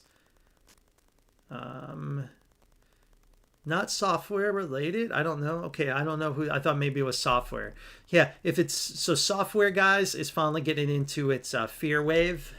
If you own software, because they all think AI is gonna obsolete their business, which it very well could make their business go to zero in the future. But some of the software companies will adapt and be okay. But it's going to affect all of them. And we all predicted that. Our elite members have tracked all the software. And on our live streams as well, we've avoided buying Adobe, Salesforce, you name it, Workday. We've avoided that. But we know which ones are probably going to be okay and which ones aren't. And software in general is in a bear market, grand supercycle corrections. And so you got to understand that. And if that is new, or you haven't been told that, or the service you may be members of hasn't anticipated that, you really need to try my service and subscribe, because we've been saying that for years. The bear market was coming, and he's like, we saw this. It just, now it's finally, you're getting the wave threes happening. Okay, right? We abandoned ship a long time ago while it was still sunny outside of those names. Of course, Duolingo got out of that one, avoided that disaster, avoided roadblocks, right? So we avoid when software starts to break down, we are kind of just abandoned ship very quickly, because our system picks up on that very, very early, way before the general public hears. Now it's getting out in the general public. I'm seeing it. All right. DNI, we covered let's see, make sure I covered everybody. Civic Core, QuantumScape, DNX, CRDO. Okay, NUE. New core is pretty much been going vertical. We have it as a 1-2 here. Grand super cycle coming off. You know, I guess I could update this properly. So then you have, this is my count. One more high. Once we finish this high, we could correct the whole cycle from April, like most of the market will, and then have a decline. So I would expect this to happen, right? Especially with the market forecast I just gave. So something like that. This is on your shopping list, guys. A stock like this better be on your shopping list in any market pullback. How deep can it go? I don't know that. No one knows. I mean, conventionally, it typically like 150, 145, but honestly, it can go pretty deep. But that's great for us. So to me, it's almost over. The move's almost over. At least it's 5 waves. Now we have seen the market erase divergence and extend, so we can't say that that isn't going to happen again. But as of now, that's the count we're going with. Okay, that's the count we're going with. We don't trade the count either, right? We just label it. So it depends. If you're long from these lower levels, you're better off just sitting tight through whatever is about to happen. If you bought it up here or you chased it, you may get rug pulled soon. But you have to decide that, and we wouldn't buy it up here. We did have a little box here for elite members. I mean, literally missed it by like $1, our box, and that would have been a nice little scalp trade. Some PEV members may have took it. Now, if you did take this trade, right, you want to have already taken some profit, and I would have your stop loss probably, you know, I would keep it tight. I would probably leave your stop loss right around, because this could be corrective. I'd probably move it to 176 if I had bought that box. But you guys trade however you want to trade. But I think this is the forecast. But obviously, Grand Super Cycle looks good. This is on our shopping list. This type of stock is on our shopping list.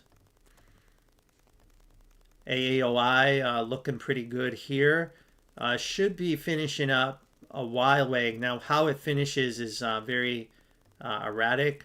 Another live stream winner for some, maybe it was you. Maybe it was you, L. I think that's the whole name I can see on there, L. So here is the chart. Now, we could still be in this too.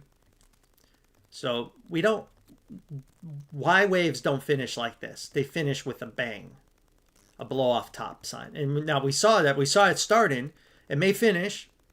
So if the market pulls back, we could come back down and test this wave 4 low in 2 again. Okay, it could happen. I can't say it won't happen. But if I just label what we have in front of us, I'll just do that. And we'll just label this what we have, what we see. Okay, we're not going to overthink it.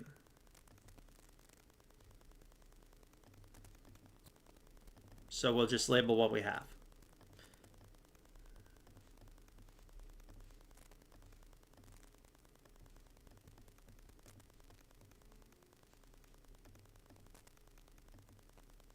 This one can go either way. So I'll just leave it there. So we expect more upside in this name. And then eventually some kind of peak. All right. TMUS. AT&T and Verizon, these guys are all doing pretty good. Woo, look at that. Yeah, they all were in bear markets. This is another one that looks like it's probably bottom like the rest of them. So this is obviously must be a major cycle bear market here. Bottom. We did take this peak out, so I got to call it a 4. So we're going to call it a 4 on the grand super cycle.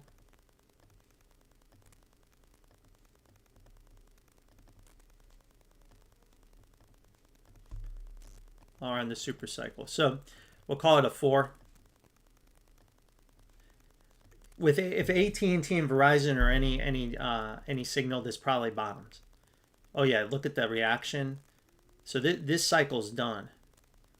So my guess it's bottomed, okay, and it's going to come out of the right.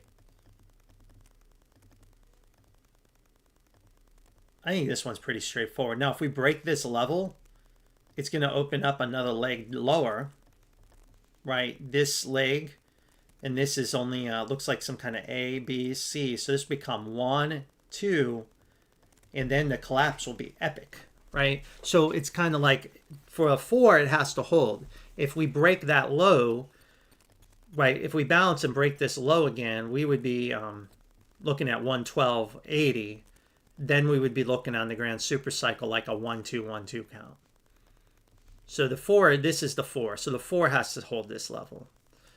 Pfizer, we just don't like how Pfizer bottomed ultimately, but we have tried to stay bullish on the name. I think Pfizer will have another rug pull moment in the, at some point because of how we bottomed here to resolve this. But I think for now we just continue to just play the bullish side of it, especially with healthcare in general. The strength we're seeing.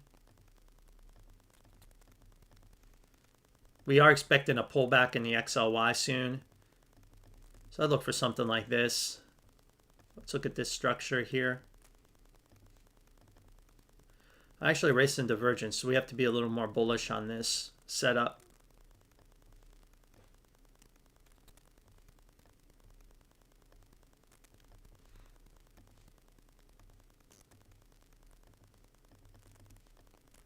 All right, this looks like it's about to have a big move higher. That's what it looks like to me. I don't think it's about to break down, but let me, yeah, see, it looks like on the weekly cycle, it's due to kind of come back up here as people, see the monthly cycle is already in a bull market again. So, but the problem you're going to have with this stock, the problem you're going to have is this. So I think it's like enjoy the trade, but if you're unless like I think because of how we bottomed here, it's hard to recommend this name as a long-term holder at this point. It looks like you'll do something like this and another shakeout, and then it can find its major low. It likely will do that if it can nail the long-term downtrend line. Well, let me see. It kind of met our TradingView messed our line up there. Okay, so there you go. So maybe get to 32, 33 from where it is. All right. Then just kind of going through the rest here. All right, we'll take a look. Bitcoin ETF, HODL. Or is this one here? So again, crypto is obviously under a lot of pressure.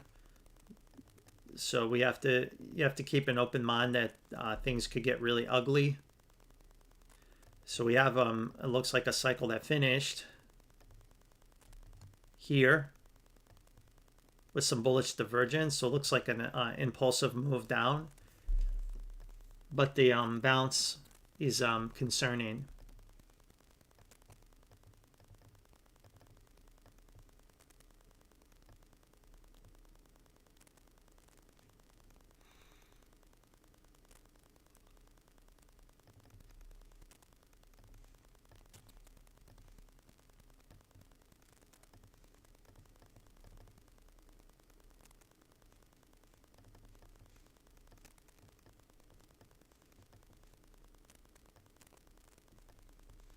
A, B, C, 1, 2, 3, 4, 5, boom, and then you broke the low.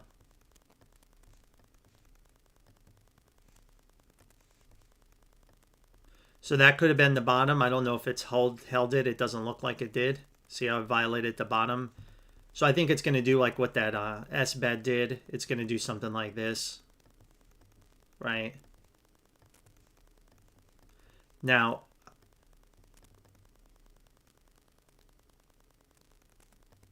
yeah, it needs 3 waves down. So the first wave is already finished, is kind of in B. So I would be looking for another leg lower. Something like that.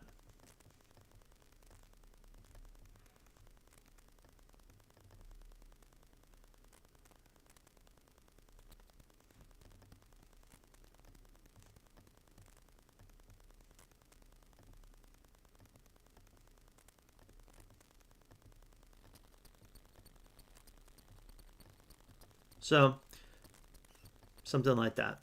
All right.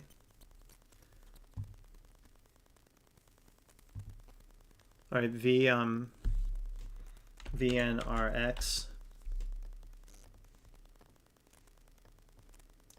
Oh, looks like it's hidden in a box. Not sure. Probably had this in this 5. Let's take a look.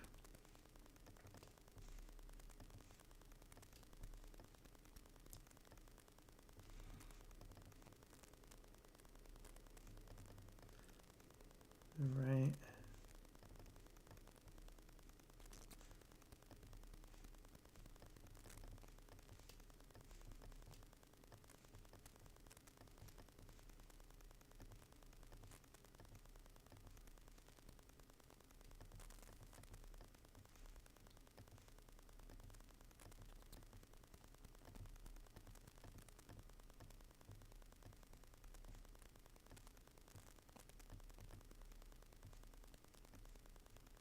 Maybe something like that. We'll have a pump soon. Soon's relative. I mean, I don't know, like, if you would call that a pump, but we should see this kind of move.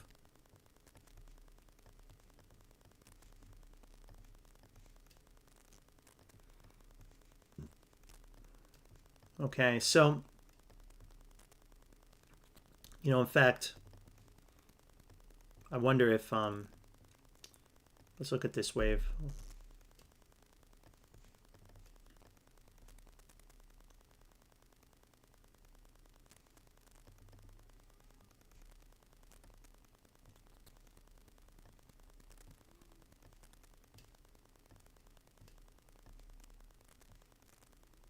Yeah, we have to put that. The RSI tells us that pump that was so everyone's selling into the pump now, but they're about. Yeah, I think it will. Maybe one more low, and then yeah, it will probably pump from here back to like 120, 130. Now I don't know the target for wave 3, 80 or 90 cents. I usually like to target the previous four. So 122, but that's obviously being pretty greedy. So I would just say that when this finishes, you're going to correct the whole decline from the very, very tippity top. So the pump will be something like you've seen here and here, probably like a wick, like you're going to get something like that. So you need to step back and look at the chart and see where the major resistance is. And again, I like 4, but where most of the wicks go through, right about here. So I wouldn't be surprised when this cycle finally does end, it tags 164 or somewhere in this general area. But then, of course, it will probably continue to melt down. So it's just a pump. But as of now, this is the count. And this would be just trading the count. Okay? Good luck. All right? Bitcoin grand cycle, wave 1 top, wave top, macro wave go. How low can we go down? Well, our target on Bitcoin's pretty straightforward using our system. Look, guys, it's happening on our live stream. I'm telling you, the 3 of 3. Like I say, an abandoned ship. I hope you guys protect it yourself. Now, our count on Bitcoin may not be the count of most influencers out there, but it's mine, and I have my reasons for it. Okay. I want to keep the subdivisions. I need them, so I'm not going to delete it, but I'm going to show you. So basically, I have a cycle here that finished. Now, you can't see it, but there'll be a 1, 2, 3, 4, 5 here, and then this ABC. So that's a 1, 2. And then I have 1, 2, 3, 4, 5. And I have this extended 5th wave, right? So I'm calling this a 1, 2, 1, 2. I'm calling it a 1, 2, 1, 2. Okay. And the target for me, there's a couple ways. Usually you see the whole wave 5 lost. And that would bring us back down to around 47,000, 45,000, right where our box is our Fibonacci target based on a connector wave extension, which has been very reliable in the past here. So right around this area. I may have to adjust it up a little bit more with the price action. I need to may have to make this a little bit higher, but the idea is just right where this box is off of this connector.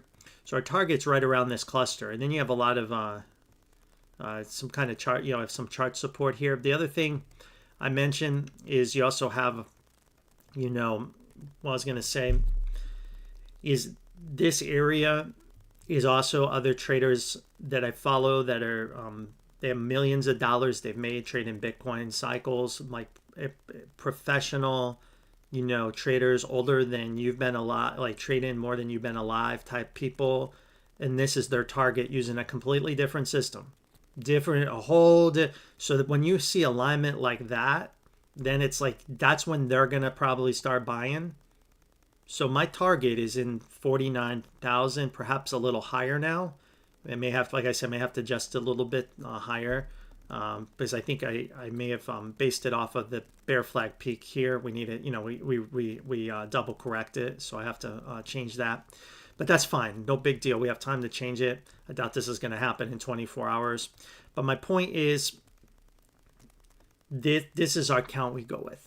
Now, why do we not show it more bearish? Because there is a count that we can go 1, 2, 3, 4, 5. Okay, right? There is a count. I do recognize that can be a count. Okay. Now, the problem I have with that is, let's go to the monthly cycle. Is if we did that, okay, here. Let me see if I can do this right. If I labeled this as a 3, 4, 5, the peak in RSI is in not here, it's back here. So that usually isn't a 3, okay? So if I wanted to label this as like the most bearish structure possible, I would go 1 and 2 back in, back in here. Then I would go 3 and 4 here, and then this whole thing's 5. And then this 5, this whole thing's 5. Okay? That would be the most bearish view. And then that would get us a price back down somewhere around these lows here, which were about 3,400. That'd be about 3,000. Probably hit 2,000. Can you believe that? So that's the perma bear bearish view. Why don't we have that view? Because one, it's not probably realistic. It's a remote view to trade off of. It makes great chart porn for people, but not good for a practical trade. And the other is this weekly cycle. See this peak in RSI back here in 2013? We actually never exceeded that. Even in even this peak did not exceed that. That means the real wave 3 hasn't even happened yet, believe it or not. That's why we label it as a 1-2, 1-2. So that's the reason I do what I do and label it the way I have it. There's other ways to do it, and like I said, if it's a wave 5 off of a wave 4 low, that is, let me see, wave 3 top, November. If the wave 4 bottom is all the way back at 2014 even, back here.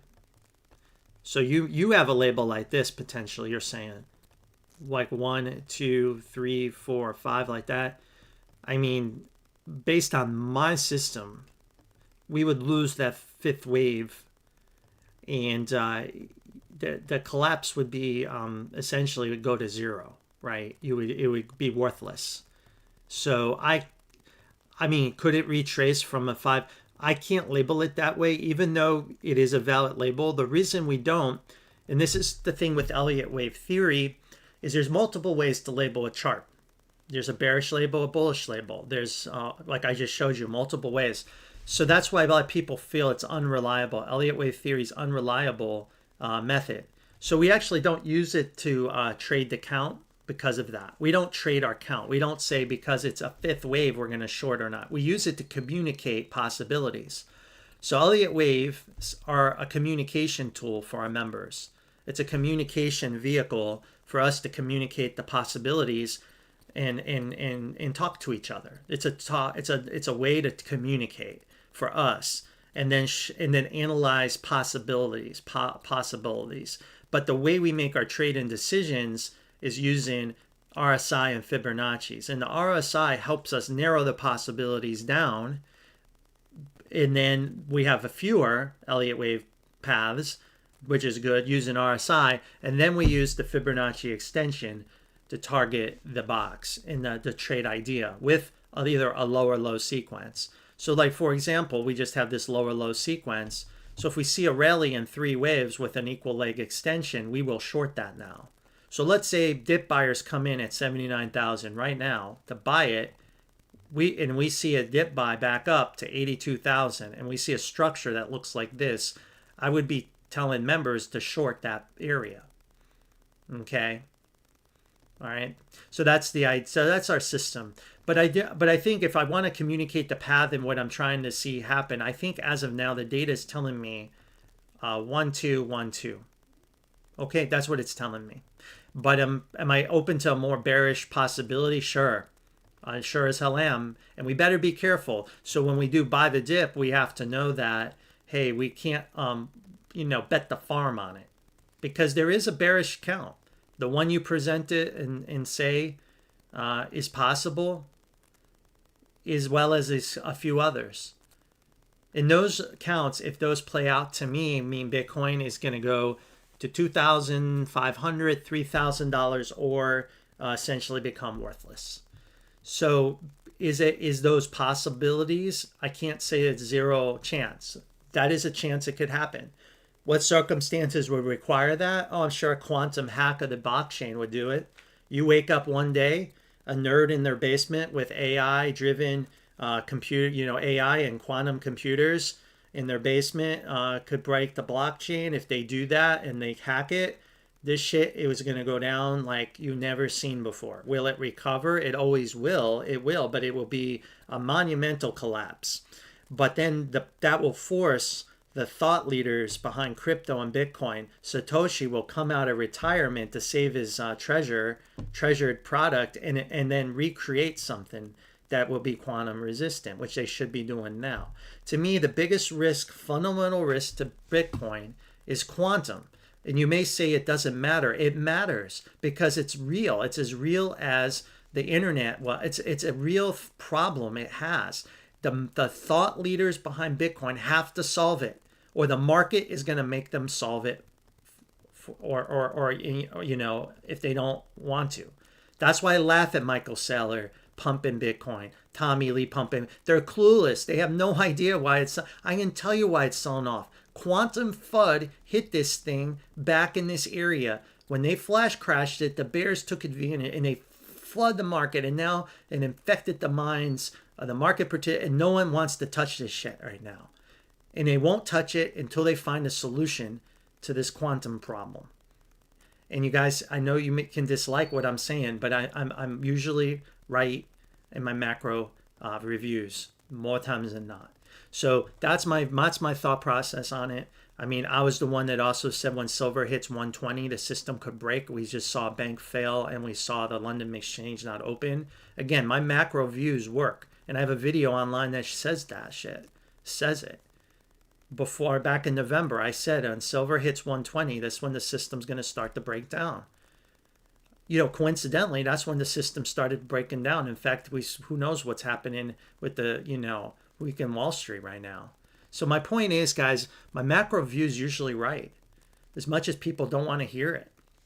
Okay, so let's go to the next question. UAL and Snap. It's hard for me to get behind the airlines. Okay, it really is, but maybe I can be wrong. The Dow transports look okay, but they're too extended. Let's take a look at what we got going on. So we had a deep pullback here. So we had this fifth wave and a crash, which our chart predicted. But now we need to see what's next for United Airlines. Okay, what's next? Well, the good thing is, you see what it did. Remember, we were looking at it for 3 waves, and we're worried about a crash on a flat off of the grand supercycle. Okay? But look, it made a 5th wave. So that's good and bad. Bad, it means it's still going to crash. Good is the structure is okay from the bullish standpoint. Okay? So we're going to label it as this, right? 1, 2, 3, 4, 5, right? Just keep it simple.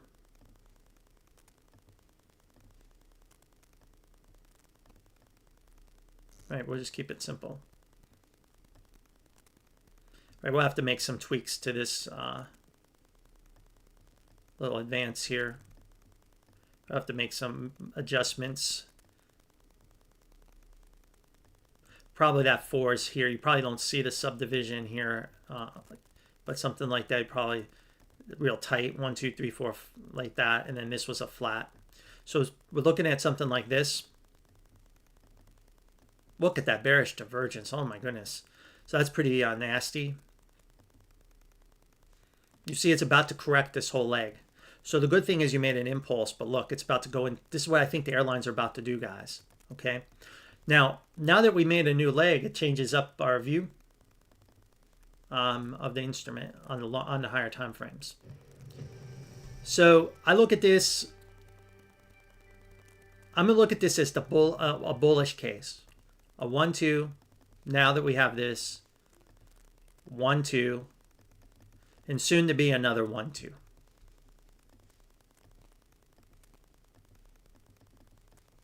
All right.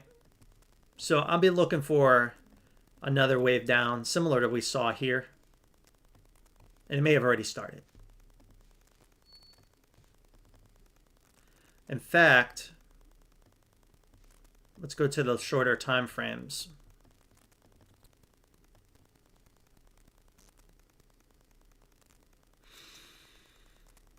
Yeah, it's probably some kind of ended diagonal in 5 here.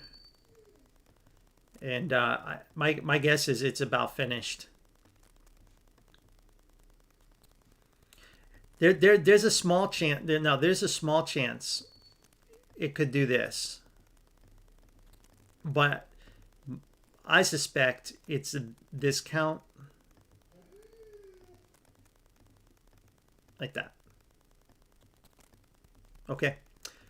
So, how do they say it? Abandon ship or get out your parachute. So yeah, I would be very careful in the airlines. This is why I'm not into airlines, guys. I'm really I don't mention airlines to any of my elite members to tempt them.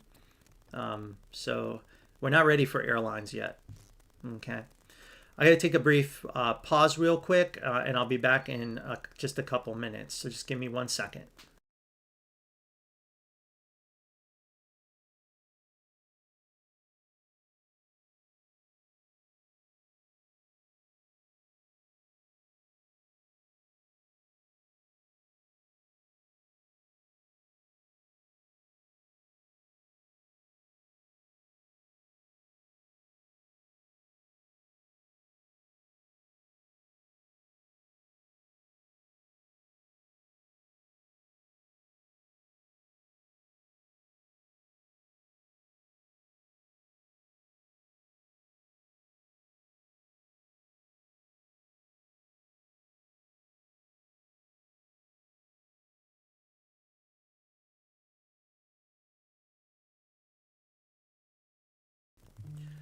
Okay, I'm back, guys. Just had to let my dog out.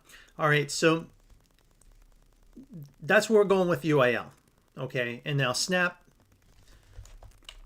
I haven't looked at this one in a while, so chart obviously probably won't be updated. Let's see. Well, it looks like it's playing out like we expected, right?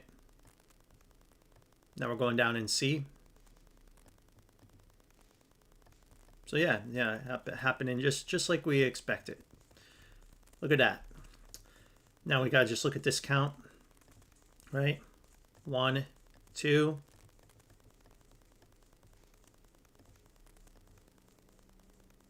1, 2. 1, 2. Whew, this one's about to get like annihilated. Oh man. You better be careful if you're, again, another one of these epic meltdowns. Why is it so bearish? I guess no, does anyone not use it anymore? I mean, I don't consider it any. I mean, I don't personally use it at all, so I don't know. Maybe. Yeah. So then once this massive area of support is breached, it will likely breach this low, and then that should do it. That would create the capitulation. So we would need to see this 3 waves complete. Once it does, once this C ends, then it will be done. I can't predict the level though. It's so bearish. Like I just can't predict where it will end up. All right. All right, next is ETH. ETH, we're predicting more downside. Oh, whew, nasty.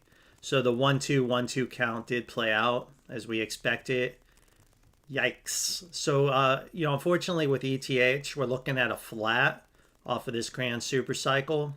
We have 3 waves down. We actually gave a box a long time ago on my channel, 2022, as the bottom. Can you believe that? We actually got that right to the penny. So my early followers got it, rode that up, but then we got jammed up. So we got jammed up in a big 3-wave connector wave, and now we're getting the capitulation crash wave in C. So where does it typically go? It's tough to, it can become a run-in flat.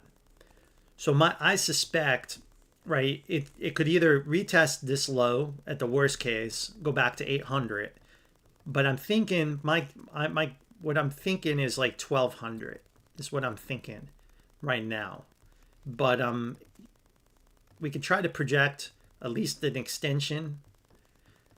So that gets us to like 1100. So we're probably looking somewhere back down in that general area. So I can't give a level. Obviously, you're watching it melt down live on my live stream. And it could and we're in the thick of the worst. We're in the thick of it. So it's searching for liquidity tonight. So I would not be a hero and catch this fallen knife. It's got more downside to go. You know, we would want to see some bounces in fours like we saw in these twos, and then we'll know we're near the bottom. Right? So that's your sign. So just got to let this play out. When you start to see like some rallies, like in these fours and fives, then you know you're getting close to the bottom. The other way of tracking the bottom is we can watch the downtrend lines and wait for those to breach. And if I can draw it. So anything below this line is very bad. Very bad things will happen. Once we're on the other side of this, good things should happen. So that's kind of the idea around it. Okay, and then CMG.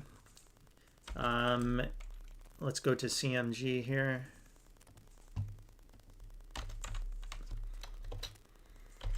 CMG coming off the major low, it has to hold it. Deflation will help CMG because its costs, you know, margins will improve. For, you know, of course, they're not going to lower their prices. You know they won't. So this inverse head and shoulders looks like it's going to have a move higher. So Chipotle looks good so far as long as we can hold 29.47. This was a great buy for elite members. Gave them this buy. This could be the long-term investment area. And again, Chipotle was one we called the top perfectly on. And we called the low I traded perfect. A perfect trade. A perfect call. No errors. No FOMO in here. We waited. We did not FOMO even in here when most people did. And we got, I think, the right level. Now, if we can't hold this low, again, double corrections are part of life. We would double correct.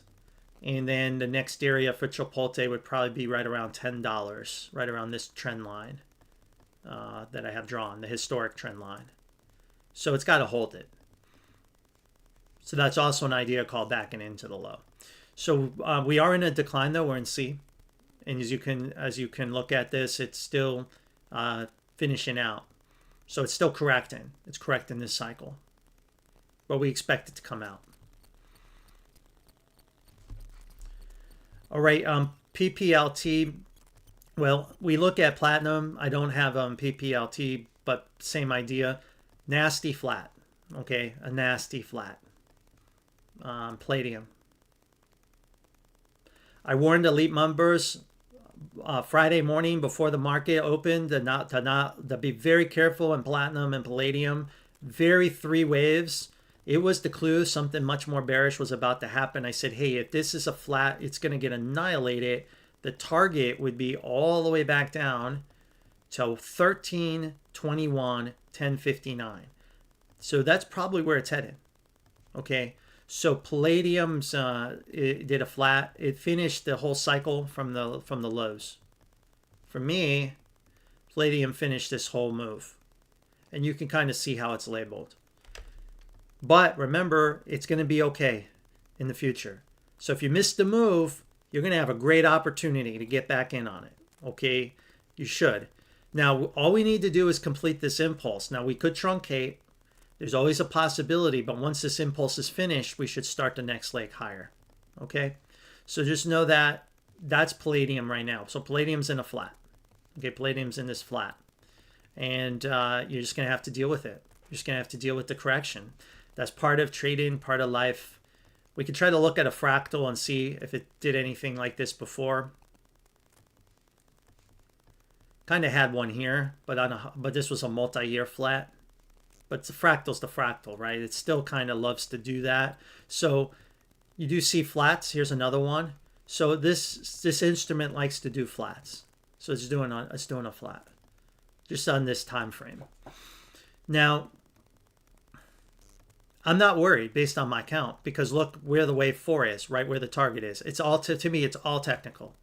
I have no worries at all. Well, I mean, if you chased it here, I'd be, yeah, it sucks.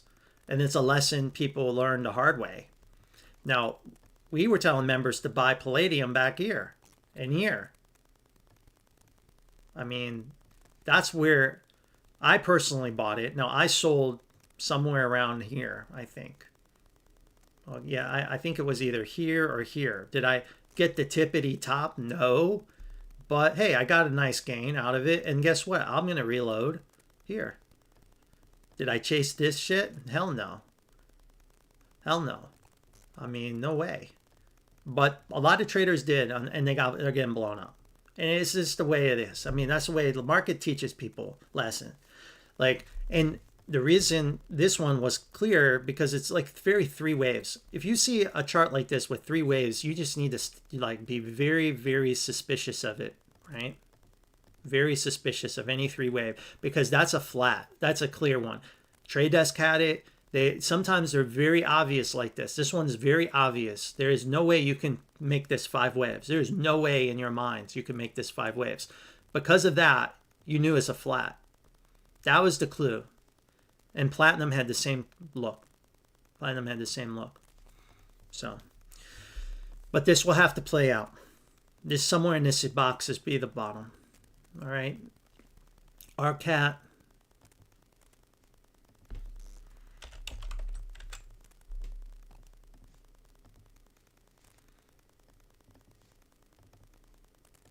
Let's go ahead and label this. I should probably label this.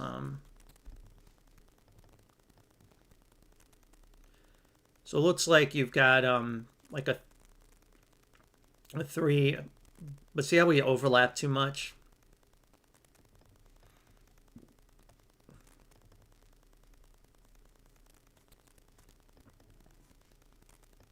So we'll label it like we normally do, just classic Elliot Wave theory.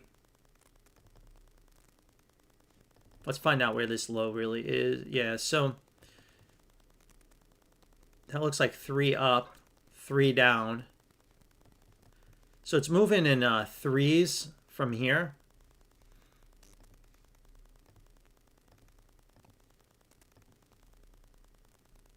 That's an ABC.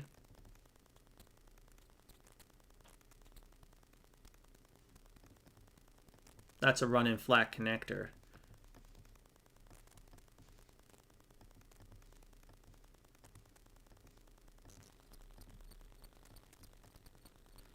Yeah, I think we'll label it in 3 waves as of now.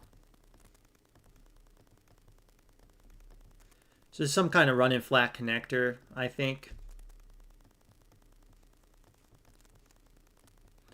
Now we should end Y with no divergence. Like we should come back and take out all these peaks. That's when we know the whole move's done. So it should have more upside.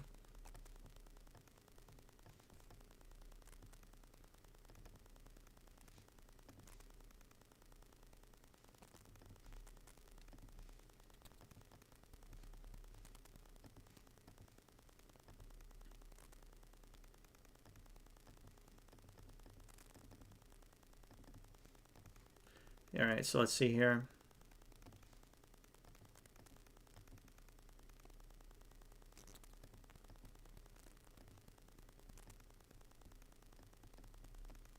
Here. Then where his question is where you put 5 at.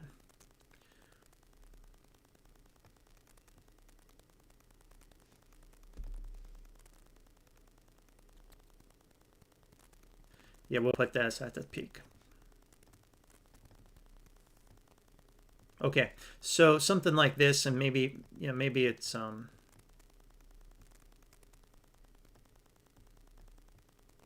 like that. Anyway, I think that being precise doesn't really matter too much here. It's just this lines up with UMAX chart, which is kind of the same trade. So looking for this double.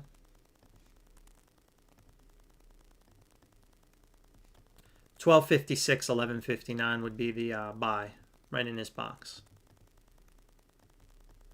To play like another push higher. Okay. So we're looking for something like this. I think it still has more upside in this cycle. I don't, like I said, I call this like a run-in flat. I don't, let me just look at that one more time. Yeah, maybe that's not the right view.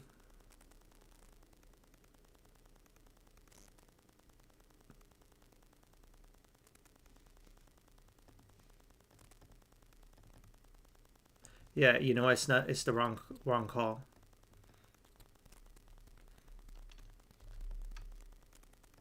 Go like this.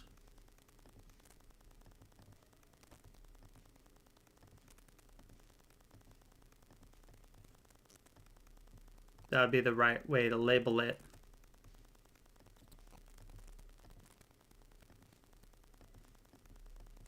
So we're just going to switch it up a little bit.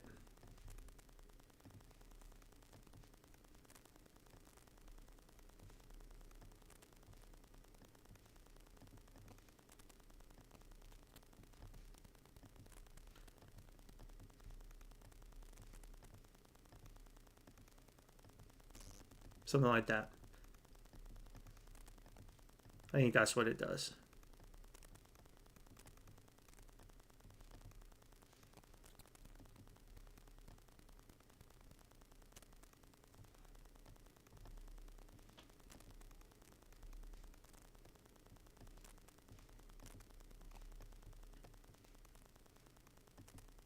Okay, we'll go with that. So you have this little dip buy opportunity potentially right here. See if you can get more some more upside. All right.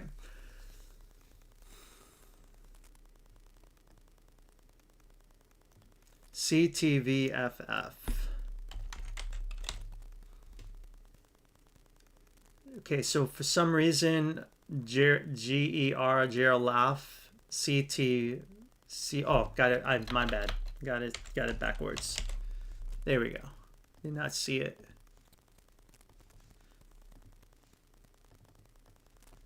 So again, we never really trade these kind of stocks, but I'll do what I can to help you out. Looks like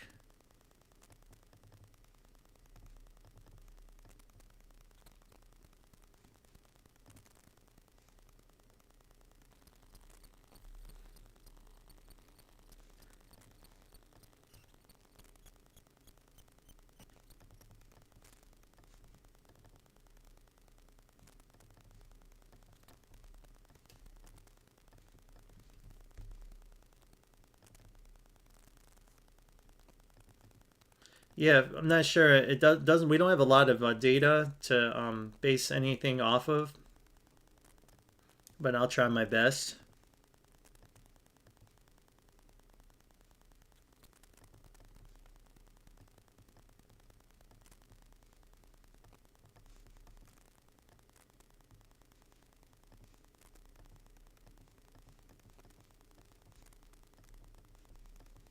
Right. See that lower low right there? That's gonna kill the bullish advance.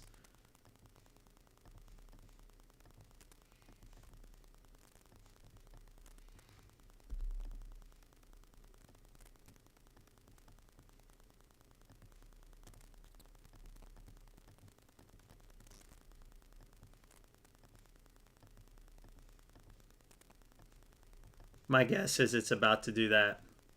So I would say bearish below 24.90. This looks like a classic connector wave, whipsaw, expanded flat that finished here. You can even see it 1, 2, 3, 4, 5. So, you know, there's no direct short setup here because there's no box that I see. But I think because the other thing is sometimes C can extend further. So we can't just say, oh, just short it here. I would expect more downside as long as we're below 25.32, more downside. And, And if you take out 25, there's 25, 22 or whatever, then it will make another run at, and then this could turn into something like this. All right. Real, because of that, it really does kill like the bullish advance, and eventually you'll have to capitulate lower. PayPal, I think we have a box on that at some point. Was a lot lower than what people wanted. It even got some dislikes, but unfortunately, again, can't shoot the weatherman for telling you it's going to snow outside. So we are seeing this breakdown happen in real time here. This chart's pretty much playing out now. Where's our box? I don't think I thought I drew a box on here. I guess we didn't. Let's see if we can draw one up. 37.50. So right here. So I would be looking at 37.50, but it could go lower. Chart support, a lot of chart support. So let's say we need to stay above this all-time low.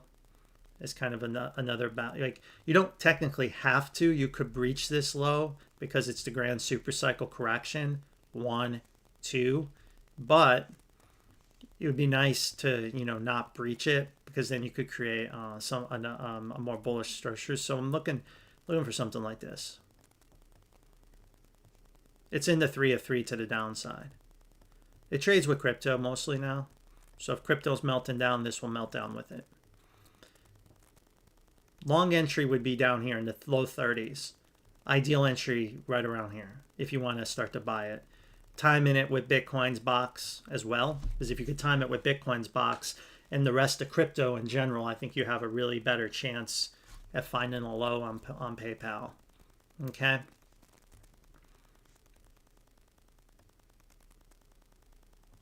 Let's take a look here. SMR and silver.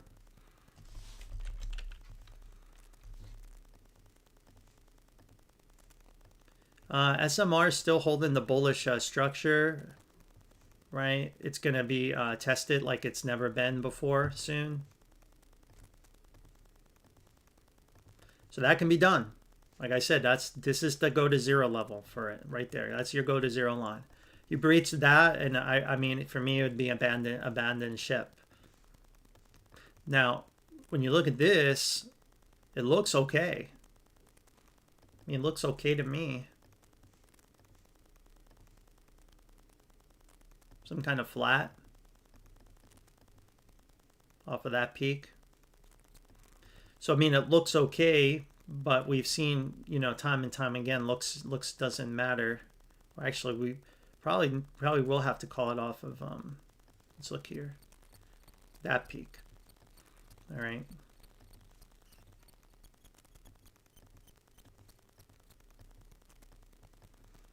And then this, some kind of 5-wave move down.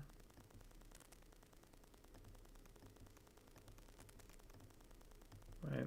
That's what you would think it would do. 1, 2, 3, 1, 2, 3, and then 1, 2, 3. The other possibility, we'll see how we already reset the RSI on that bounce. That's not good either. But it is what it is. We'll have to label what it is, not what we wish it to be. So it's gonna definitely come back, I think, to retest these lows. If it can hold the low, then you got a nice setup. If it breaks the low, what we've seen before, it can break the low and come back up, but the bullish structure is really messed up using my system. So as of now, we expect this. But if we break these lows, then no matter what happens here, it likely will take another leg lower and see this would become a 1, 2, and yeah, I mean, look where it came from. So I mean, it could easily come back down to these levels. So it's got to hold this level. So I think, again, I would expect more downside though. Okay. Then SLV, silver. Well, we looked at silver earlier. Silver's pretty much at a box.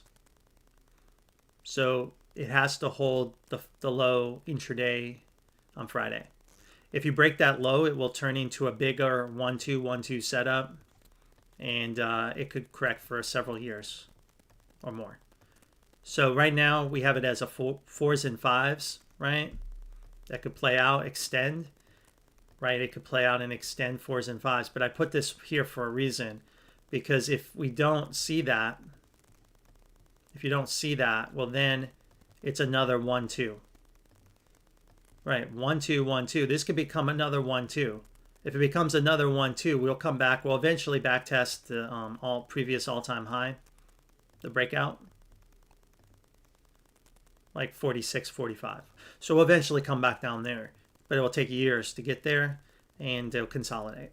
So as of now, we expect more upside in fours and fives to continue. But if we violate this level, we would put another, another 1-2, okay?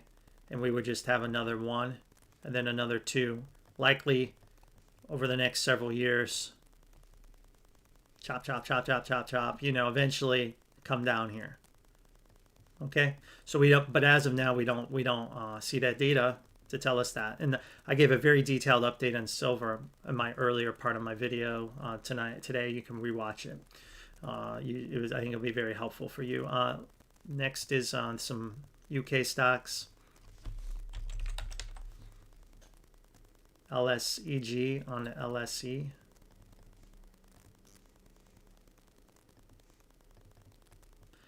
See why we broke that low? That sets up another cycle lower. Only seeing 3 in a connector.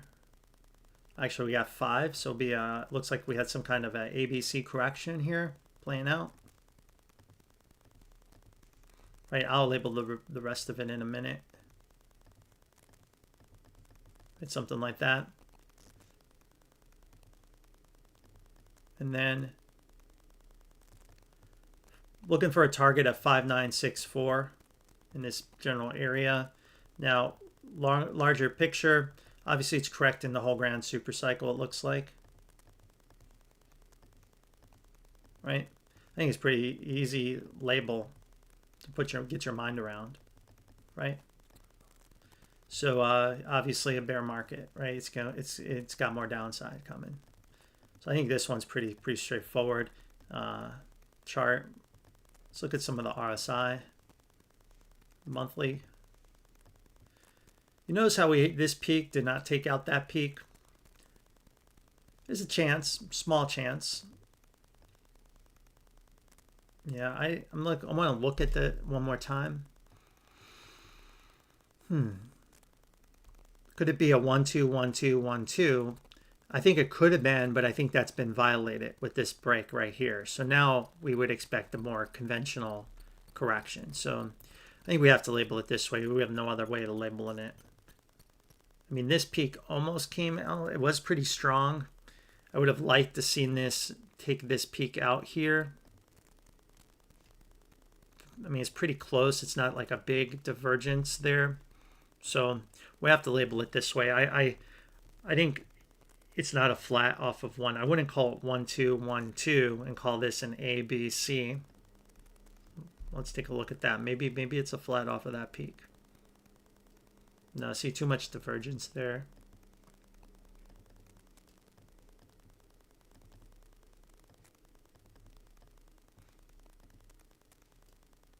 And look at this again. Yeah, it looks impulsive.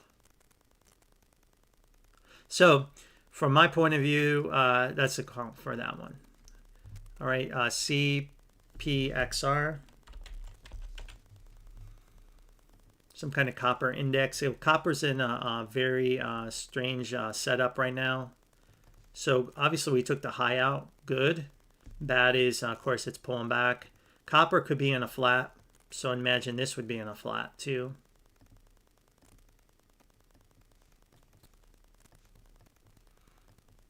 Looks like 5 up here. Crash correction. 3. So we'll label it in 3s.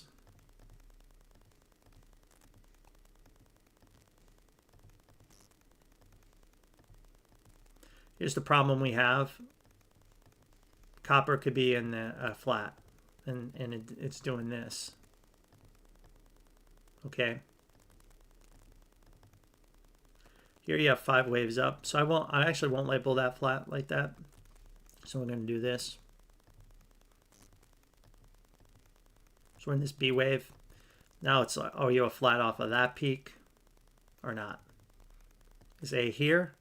I think that's where we'll put it, because this exactly matches the copper graph essentially that we have right now.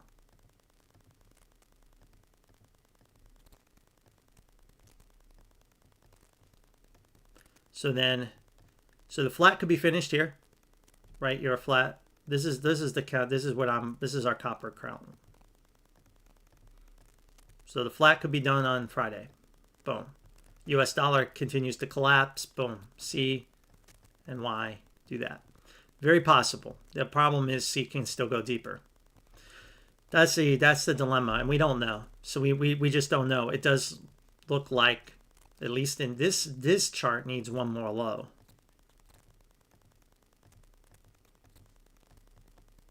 Right? But this could be a 1-2-1-2, and it could still. So I think this one looks like a little bit more downside is going to come. But I would expect this to follow obviously copper and eventually come out of it. But it could have some pain. All right. All right, GT.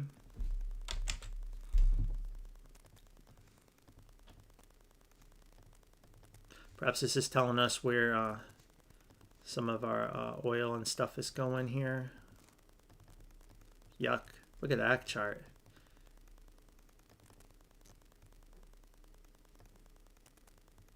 Well, this one is totally moving in 3 waves, I think. Yeah, so this is very chart like that, and then this looks like 5 waves down. Nope, 3 waves. So another 3 waves down from here. My guess is this is some kind of X. Yeah, it's a triangle. So if it's a triangle, that's a bearish continuation pattern.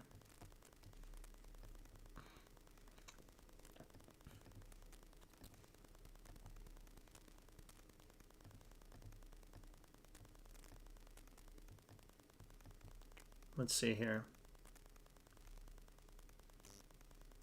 No, I don't like that. So maybe it's not a triangle, maybe something like this. Yeah, I don't know, it's too bearish. Not a triangle, so we did break this low right there. Erase divergence even. Look at that. So again, it's a real messed up structure.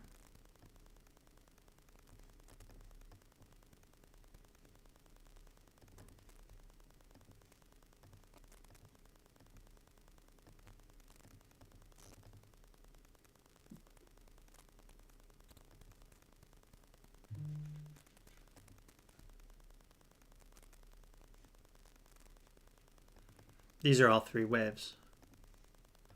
So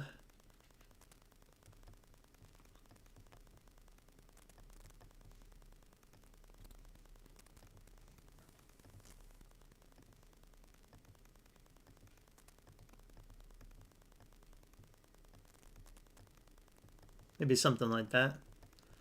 See if I get that right. So this is a very tough chart to trade. So I think it is going to come out of this higher and do some wonky like consolidation here. It looks like on the monthly cycle though, it wants to break out of the downtrend, right? So that's, again, if oil is breaking out, right? Don't these guys, their tires cost more money? They'll make more money when oil breaks out, right? Is that how it works? I don't know their business that well, but I know tire prices go up when oil goes up. So I think, you know, for the most part, you know, this to me seems to coincide with that. Let's look what it's, when did it have its big cycles before? Late 90s. Okay, post.com. 7.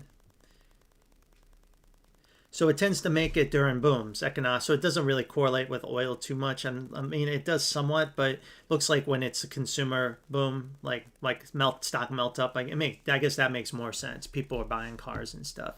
Maybe lower interest rates. I bet it coincides with interest rates. So my guess is, maybe this is predicting this stock melt up potentially. I don't know, or everyone's getting rebate checks. I don't know. I'm not sure why it would do that kind of pump, but I don't think it's going to melt down unless the only way we melt down is if we come back below 407.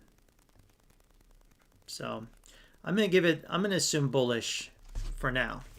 Why? I guess we'll know in the future in 3 or 4 years why it's bullish, but it even seems like it does. It kind of oscillates, cyclical. Like I could probably put like a sine wave on this. It's probably due for that, right? Look, it's just kind of, and it's kind of like compressing. See how it kind of compressed here and then finally exploded out.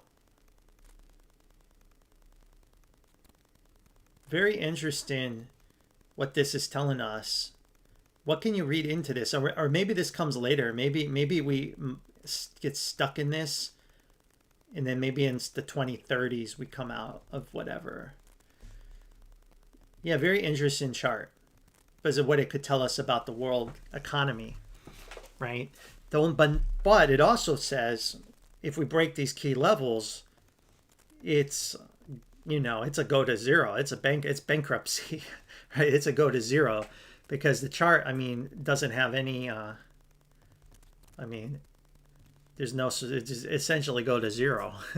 So it's got to hold. Got to hold. All right. All right, ALB. That was another good one for elite members. We had to buy down here, a couple buys. That one was the real nice entry in November. Pretty much gains. Now, we had a box hit on Friday. We could rally from here, or like I said, we are starting a correction of the whole leg all the way back from April. So ALB is going to correct April more than likely. This would be very shallow. I would expect something like this, a bounce, and then another leg lower. That's what I expect. But the market's been so crazy bullish, I don't want to assume double crash. So we just assume it's done because it's just been so frantic. Everything like this is, panic bought. So we're just going to assume it's a 2 until proven otherwise. All right. But it looks like to me, it has a high likelihood of a double correction. So if you bought the box, it's like a scalp trade. It's a scalp trade and get out, or you manage it and let the market take you out, however you want to do it. But it trades in an ETF called REMX. REMX looked like crap on Friday. It looked like almost like a corrective bounce from its all-time low was happening. That is very worrisome for this trade because that means we could go deeper. So while we have a box, it's very aggressive, but you need to understand we're probably correct in this cycle. And we expected that because it hit, not only did it finish our count, it hit massive chart resistance. The first time it ever touched this resistance. So of course it was going to get rejected here. Like there's no way we're going to get through this neckline and flip it without a rejection. So of course it's getting rejected here. Now the market's going to have, like it did here. See, it's going to get rejected. It's going to have to build back up into it. So it's going to do the same thing. That's what I expected. That's why we drew the line here. I didn't just draw the line for the hell of it, right? We drew it because there was a reason for it. Because we knew when we were up at this line as dangerous territory. Dangerous territory for any long position at this point. And now we could be entering the correction phase. We can look to fractals to see what happens after the first wave off of a low. And see, look what happened here. This is the first wave off of a low. Look, it corrects a majority of it. So this could have a big correction. So this too could become a big correction. Okay, that's the fractal nature of this instrument. But it should be okay in the future. So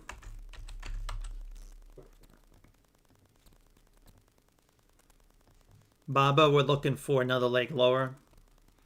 Let's take a look at its count.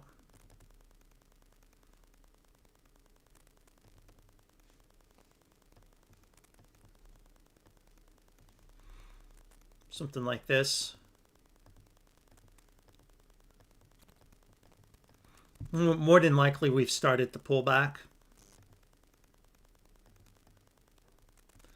So now we're looking for like 136, 108. Bigger picture on BABA. We have this like 5-wave move leading, subdivided by 3s all the way up. Now, normally we like to see a deeper correction back down to 93. So we can't rule out a double from here. We can't rule out a double.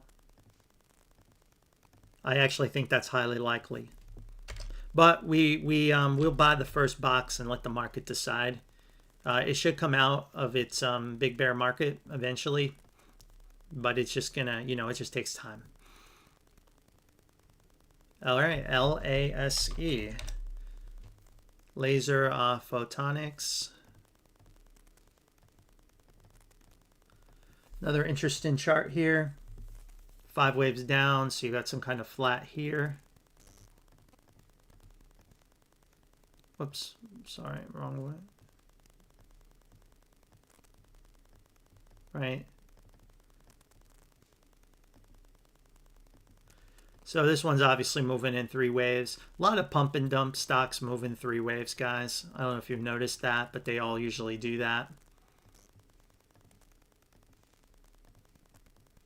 So now you're in this mess. Looks like a ABC here.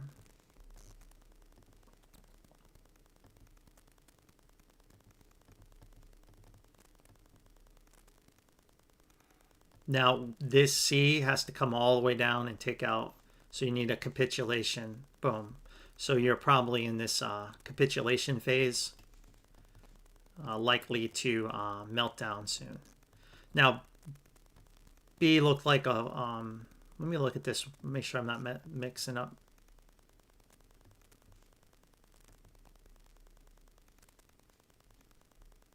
Five up.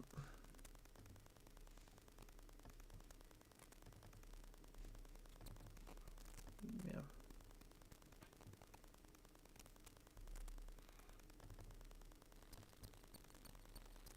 No, we would put it there. And then 3 up. Wonder if they did that. Just nailed it, finished it. Let's look at the higher time frames. No, it didn't do that. So yeah, we would just expect more downside.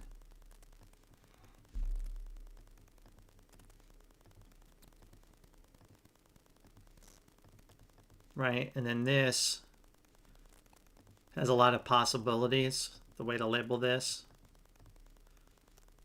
I suspect it's something like this.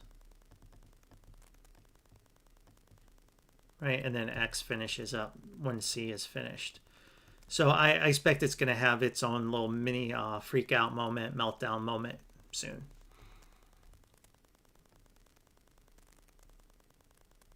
Thanks. I'll check out PAGS and we'll check out that later. LVMH.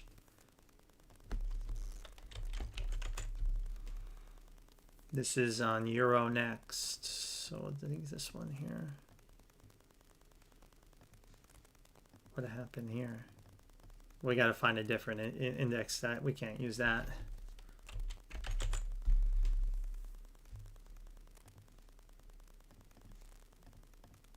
That's better.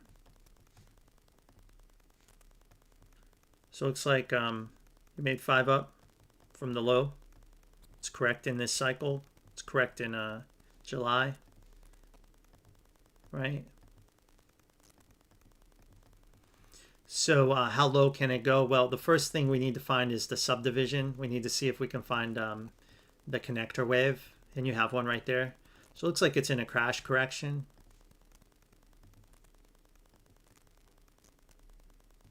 So I'd be looking for 507, 486. So that's probably the area it should find support. So it's kind of like down in there. How deep can it go? This is it. And of course, it needs to stay above, has to stay above 434. So we're looking for 507, hopefully somewhere in that area.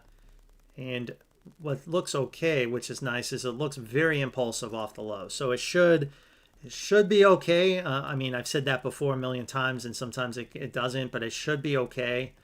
But if it is a fifth wave, it's going to be very choppy here. Because fifth waves is the final thing. You know, so it's going to be really choppy typically, and it's hard money, right? It's not easy money. It's hard money.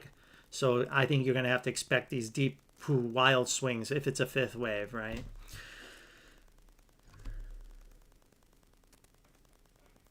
So talking about software, what's your thoughts on you? Well, we called the cycle over. I mean, if our elite members all knew that this was about to happen, right? We saw this happen. We watched it in real time. So for elite members, we have this was completely expected. Our count ran out right here. I'll clean this up a little bit. We have traded this unity perfectly. Right, perfectly. We actually called the low at 13. So we're in a correction, guys. Okay, so we're in a correction. It's got to hold 14.23. Okay, can I get a bearish structure out of this? There's always a possible structure that's bearish, like almost always. Could it be an A, B, C? Would this be a big connector? What that would mean is this would have to be 3 waves and not 5. Why I show it as 5. Because of this bounce. I could be wrong. If I'm wrong, we will break this level. Okay, then this will become a connector, and then it will take another leg down. And it looks like it's moving in 5. So it would take 5 waves down.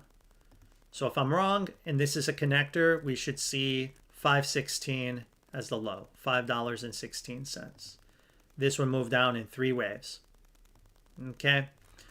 We can look at some higher RSI to see if there's any worry about that. Not at the moment. We don't see any super key levels being breached like this low, nor this one. We're going to see the trend line breach because we're correcting the cycle, but we can't see those pivots breach. So as of now, there it is. We look like we have our connector here. But this was pretty deep. Well, again, there's a lot of panic in software. Look, it went right through a box. Anytime it goes through a box like that, that means the correction is going to be complicated. So I would be expecting something like that. Okay. But just know that there's a chance I could be wrong. Because look, this 4 was kind of pathetic bounce. And if that is not the right 4, I think it's okay. But if I'm wrong, we will break these lows. And this isn't really what I want to see. So we need to see a rally. And we are going into earnings. So earnings is going to be the key. All right. So I won't recommend any new positions. So I'm not recommending buying the dip. If you bought it here, you would have already taken a lot of profit already. Perhaps you would have left the trend by stopping out. I would have moved the stop up to at 40 at that point. That's why I probably capitulate. Everyone probably had their stop moved up to here. That's where I would have moved it up if I was trading it. I don't trade this particularly well. You know, can't trade everything I analyze, but if I was trading it, I would have moved my stop up to right here. After this breach, I would have said, okay, if we break this, I'm out, because the trend's obviously over. And that's why it crashed, because most people would do that. That's what most people, like, I don't do this randomly, right? Most people do what I do, and that's what happened. So now the question is, where do we go from here? I wouldn't personally take a new position in it, right where it is. I would wait till earnings is over and see what happens. And then if it reacts higher, great. Then we can get back in on the trade. If it melts down, well, hey, I'll buy it back at $5 again. But that's how I trade. Now, if you're a long-term holder, you gotta be aware of that. And that's why it's good to take something off the table and then you can add back in. But if you're a long-term holder, you gotta know that the structure, this structure, bullish structure, is only supported because of this 4 and 5. If this is wrong, we're going down. So it's a very critical thing to hold up the bull case. But we assume bullish, right? We always assume bullish. We try to assume like where we think the most likely path is, not like we don't try to be perma anything. But as of now, I would still keep a bullish interpretation on it. Okay, so good luck on this Unity.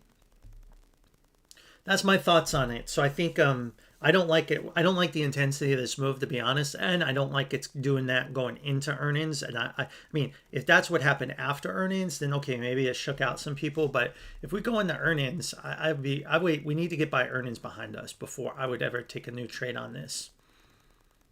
Okay. There seems to be a lot of chart support right around here. 25. Perhaps that should find some support. All right.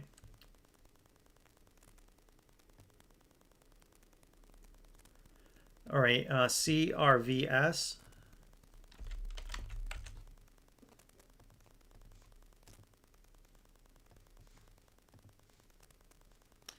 Interesting, it broke this high. Typically, the first breach of an all-time high on a chart like this is always rejected, and then a consolidation and you come out. Problem is consolidation could take quite a while in time. So you got a low and you are building higher highs. So we'd be able to build a series of 1s and 2s on this.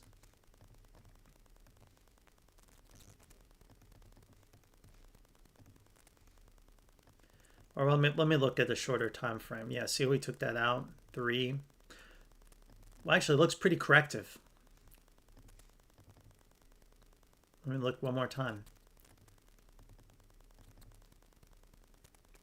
Yeah, it looks pretty corrective, so you need to be really careful. It's not a flat pump and dump. See how you have 1, 2, 3, 1, 2, 3. Sorry, and that would be a WXY, but you get the idea. So this could be a flat on 2. You can be really careful. So yeah, I look at this as a flat. I would label this as a flat.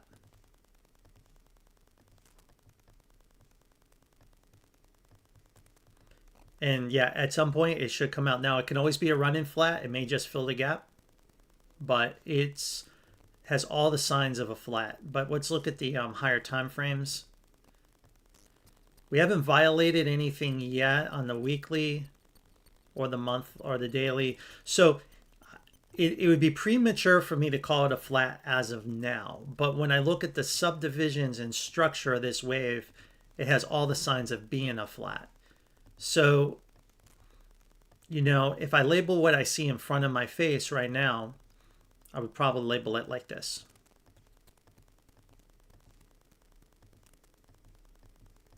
All right, in 3, in 3, and then in 3. But I think you need to be very careful that it doesn't turn into a flat. So 4 needs to find a bottom.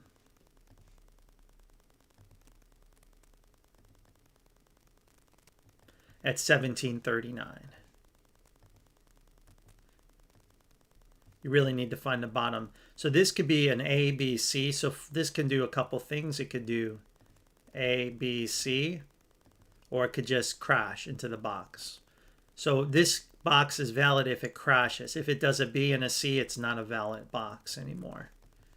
So we're just gonna label what we have, not what it could be. I think it's gonna be a flat, but we'll just keep the bullish structure for now, and then the market may have to change that view. But I would be very careful because the subdivisions look very much like a flat on this. PANL.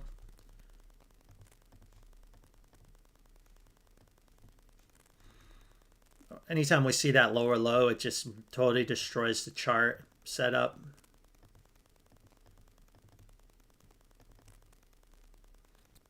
Yeah, this one is a lot of times when I trade charts like this, if I see a lower low, I just throw the chart away. I go look for another chart because there's no bullish structure anymore. And that's probably what's about to happen here. More than likely, this is a connector, and then this is going to rug pull. Let's see here. It's up in 5.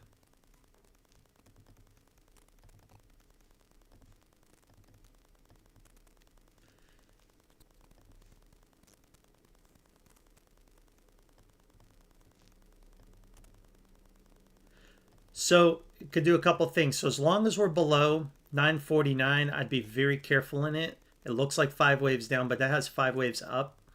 So it's either, yeah, I think, let me go look at this one more time. Well, actually, when you look at the higher time frame, it erased divergence. Here you did not. Yeah, it's crazy. It's a crazy chart here. My guess is it's more like this then.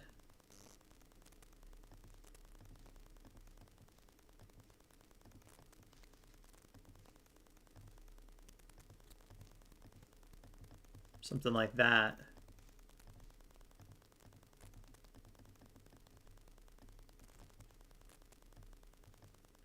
Right?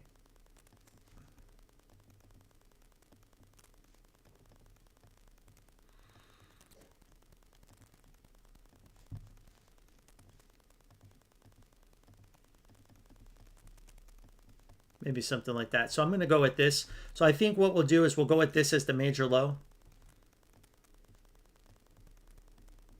And some kind of structure in C. But C can extend, right? It can keep extending. So I think it's something like this. I don't know how high it will go, but it should continue higher, looking at what I'm seeing. But I wouldn't fall in love with it because of this bottom-in process. It's one day it's going to have an epic rug pull, like you saw here. It's going to do that one day. So this is not a buy and give to your grandkids type of stock. This is a trade-in stock, trader's stock, in my opinion. Okay. Next is kind of finishing up everybody's symbols here. Indo, a bunch of popular names. Indo is it's basically a call on oil and on war in Iran. If oil and Iran happen, then this thing's going to the moon, right? But if that doesn't happen, it's correcting. So when you look at what we have going on here, we're in a flat off of this this impulse. So we're in a flat. It could have been over. That could be it. It can always keep going deeper. So we're in a flat. I can't see if it could go deeper. If we violate 348, there's even a possibility that it's a flat off of 1 here, and then it could go even further down. But it's highly likely that it's going to hold 255. So I wish I had a crystal ball. That's why our members, we buy things early. All our members bought this back at 261, 268 when we saw the breakout happening, and then we had another chance. The reason we buy it early is so we don't get to worry about this. The people that buy it here have a lot to worry about because it has a lot of possible paths. I mean, I look at the chart. My best guess at this point is based on what I'm seeing, based on this move. I wouldn't be surprised if it does the flat off of the higher time frame and something like that. Okay. I wouldn't be surprised if that happens, so you need to mentally prepare yourself for that possibility if you're in it. But as the data shows us now, we'll just label it bullish until proven otherwise. So that's how it is. It could be finished there. That could be the major low right there. We just, well, I guess we'll know. Since I was saying the market's trying to price in this war, but once war, whatever happens to the oil market, this is a call on oil. Go long crude, buy this. MSOS needs to fill the gap. I think I've said that for weeks and weeks, and it's slowly about to do that. It needs one more push lower, it looks like. Again, it's a tough stock to trade because a lot of people chase it for some reason. I'm not sure, you know, if they're smoking weed while they're buying it, because they chase this stock gets chased. No one buys it when I, you know, we mentioned to buy it here, but no one was buying it there. So everyone chases it up here, and they're all jammed up. So I still look like we want to fill this gap. So it looks like this is the sequence right here. I can't give a level. It just needs to finish its capitulation. Okay, but I think there's more downside. Novax is one that I don't really care too much about. It is highly shorted for those that like to play that. We are looking for, we have 3 and 3. It hit a box. We're up in 3. We did not take this peak out. That can be good and bad. Remember, this could be corrective. That could be corrective. That could be, so we could still be in 2. Or we could be finishing 5 waves up. Or we could do a bigger 3. So there's too many possibilities at this point. It looks like to me, I'm going to do something like this.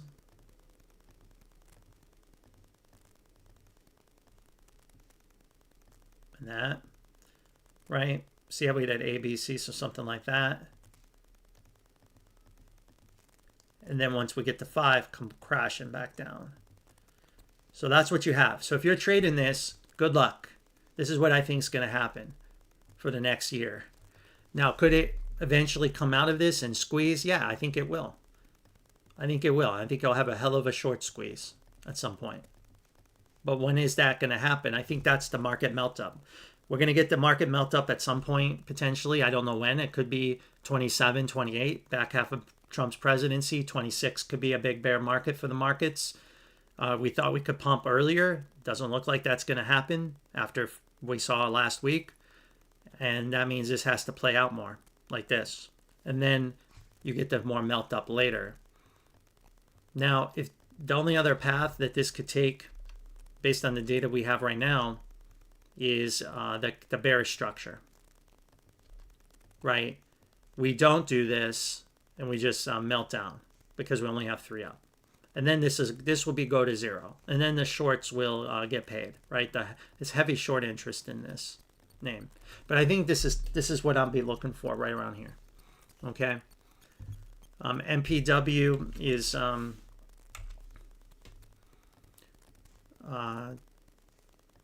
trying to finish out some kind of flat here. Looks like 3 waves, 5 waves down. So I would suspect more downside in 2. A little bit more. So it's correct in this leg. This actually looks like a triangle. I think we need to adjust our view on this. Yeah, we're going to have to adjust our view. Maybe something like that. And then X.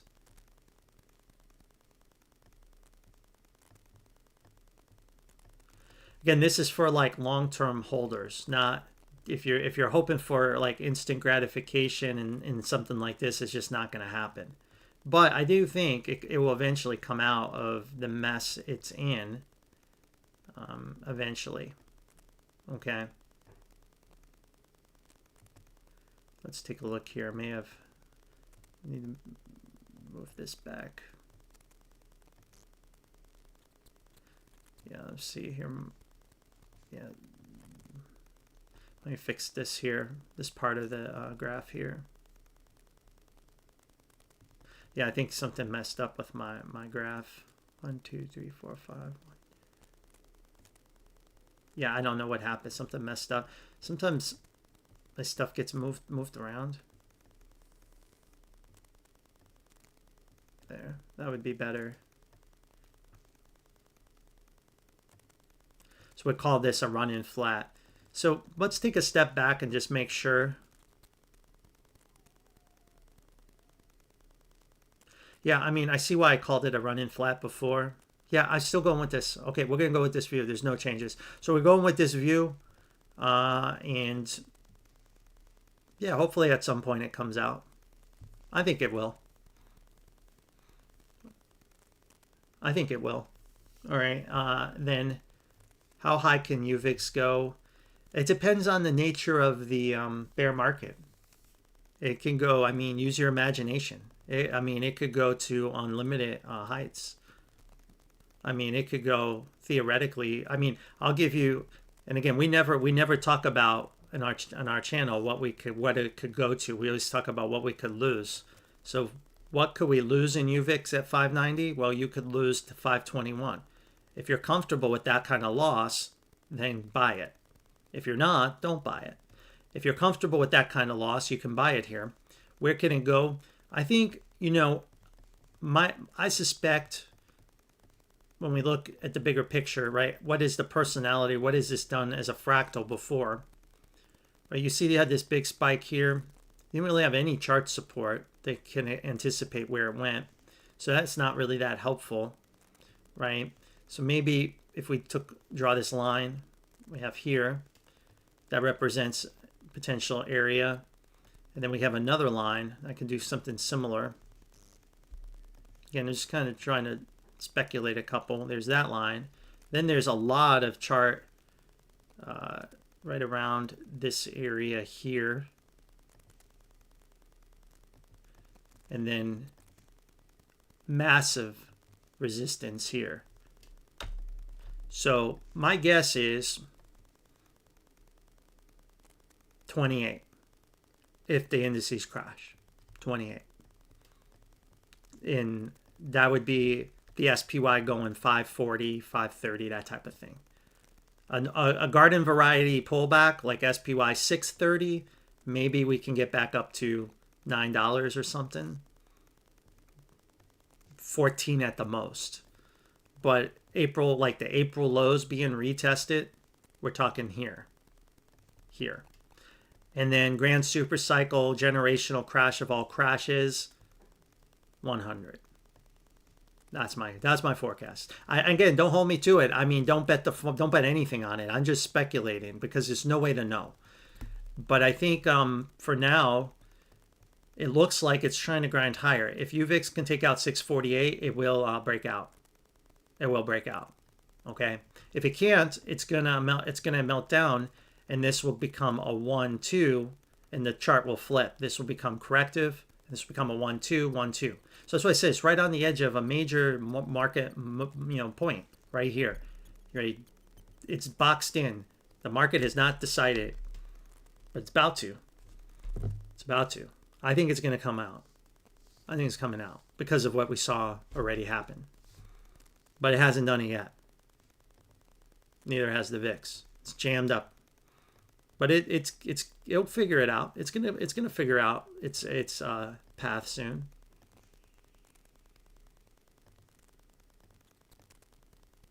Watch how it comes wherever this breaks.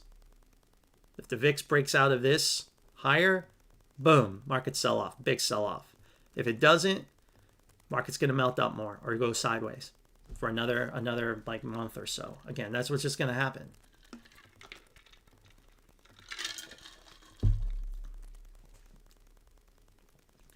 So you can't like correlate UVIX to the SPY and Q pullback, but I tried to do it based on my professional judgment and experience trading it. Okay, now you may think I'm foolish, but believe me, I traded this stuff for a long time.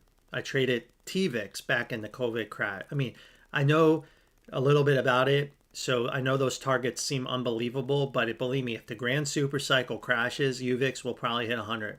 Okay, if it crashes. So if you believe in a super crash of all crashes, April lows, no, hell the April lows, it's going to the COVID lows, or lower, then UVIX is going triple digits. It's just what's going to happen. But I think the product will probably go out of business. That's the problem you're going to have with UVIX, because the volatility is going to be too severe. The volatility, you're going to see it move 30-40% in one day, and then all it needs is to move 50% in the wrong direction, and it's out of business. It's closed. If the fund's closed, because it's a double bear ETF. Yeah, so, oh, how can it do that? Well, it can easily do that. Okay, guys, you need to pay attention. This shit is not something you can do and be ignorant about. Because, okay, you want the VIX to pump. You want the VIX to spike. Okay, I get it. Boom. Generational 1987 crash. The VIX is up at, I think they said, ChatGPT said the VIX would have been at 170 or something back on October 87. Oh, boom. Okay, it's here. Holy crap.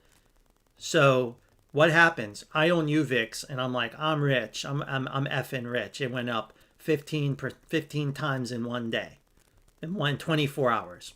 Okay, I did it. But the next day you come in, the VIX calms down from 170, and now it's back down to, let's say, a cool 60. Okay, the kind of the initial panic's over. Well, guess what? UVIX just collapsed more than 50%. It's out of business. The fund's shot. It's closed. You lose all your money. You go home broke. It can't open. You see what I'm saying, guys?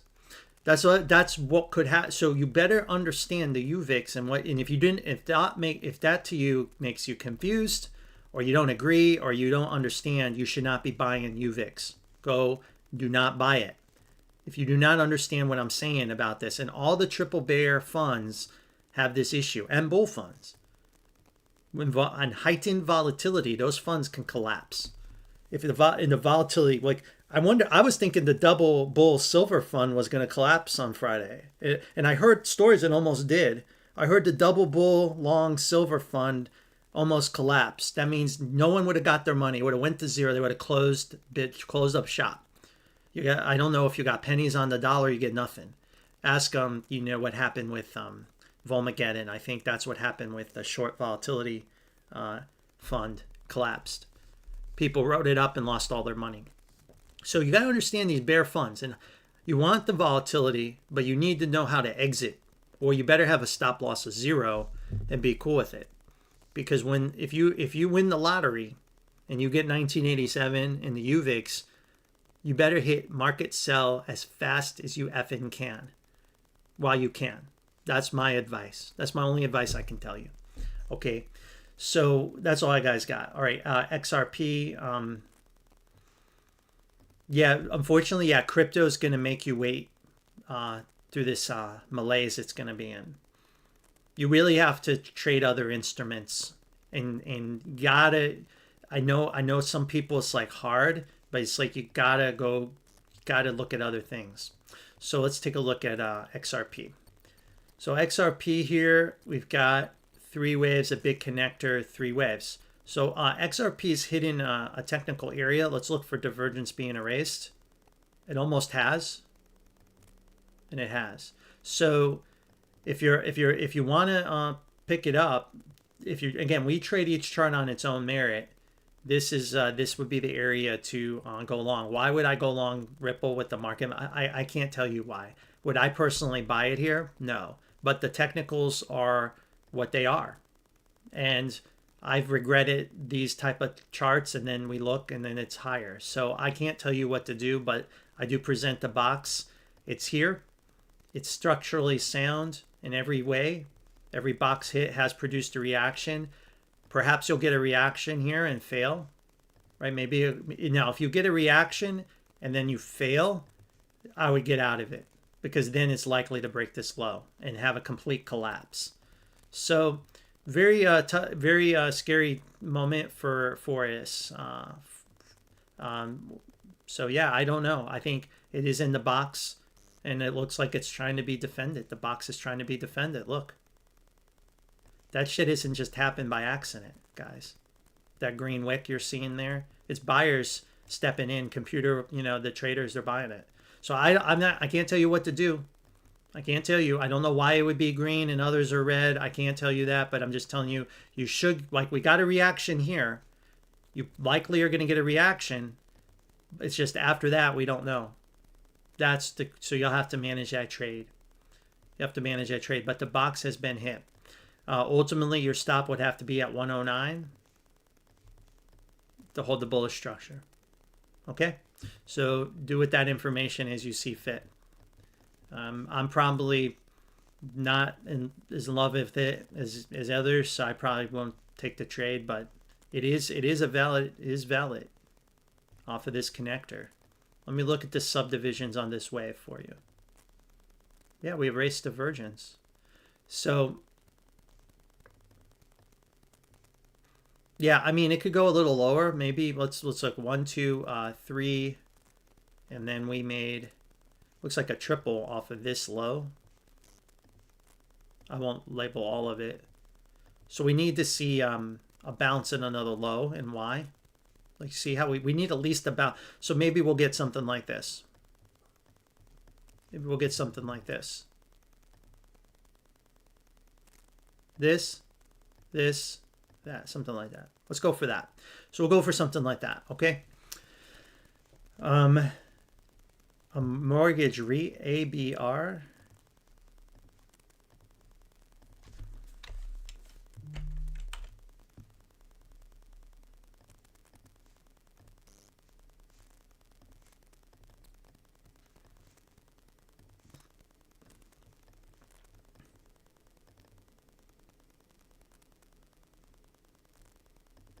Looks like it's a flat off of this peak, but let's take another look at this here. 1, 2, 1, 2, 3, 4, 3, 4, 5, maybe like that. No, let's go. We have to take another look at it. A little closer. You can barely see that. 1, 2, 3, 4, 5. 1, 2, 1, 2, 3, 4, 3, 4, 5, 3, 4, 5, and then the flat. At least I think it is. Yeah, I mean, I'm gonna call it a flat off of that peak. That's what it looks like it's playing out.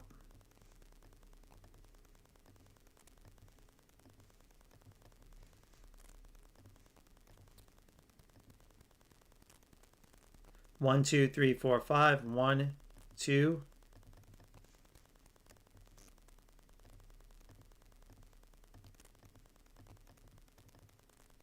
It's erasing divergence.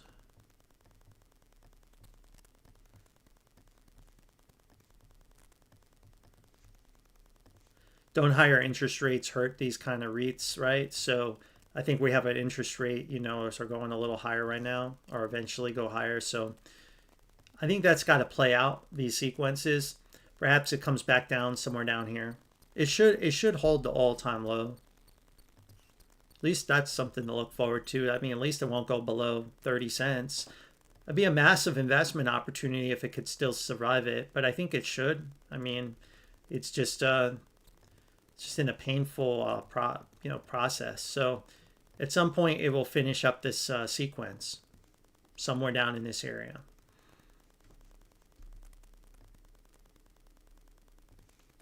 All right, VTS.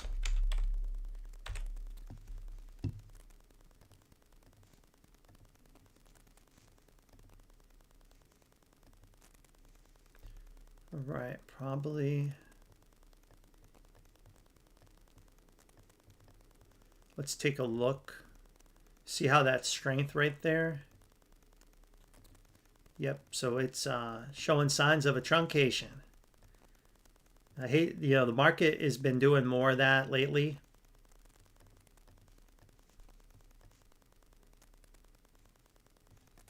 Yeah, it went 1, 2, 3. The market has been doing these truncations, so that's why we have to keep an eye on this stuff sometimes, right? Yeah. So to me, it's the lows in, and now it's starting the next cycle higher. It had a massive truncation. And of course, it's energy, right? Everyone's now, oh wow, energy. So yeah, this is ripping. I don't even need to label that, so it's coming out. So that one's pretty straightforward. It truncated, and it finished the sequence. It was like panic bought. So that's what I'm saying. Oil and energy just like totally reversed. It was like all the capitulation, just like, no, we're piling in. So now this is so now it could be a new connector. So if we do come back down and break the low, this box is not valid, and it would go much lower because it would trap a whole new set of buyers that will panic out of it and push the price lower. Ferrari, fortunately, erased divergence. It kept extending this fifth wave, which also pushes it lower and lower. That's always a problem with some of these. That's why I never really presented a box on this to anybody, because it was not a clean look. It could become another 1-2, not a 4 anymore as well. Let's look at this.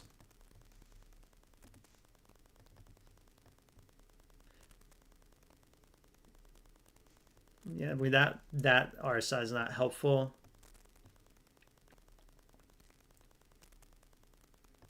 See how we're about to break these levels? And it already broke that level.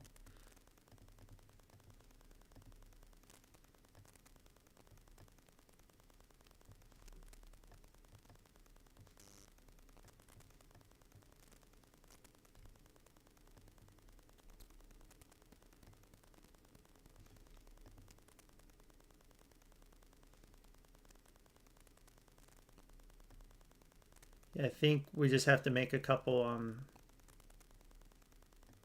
adjustments here.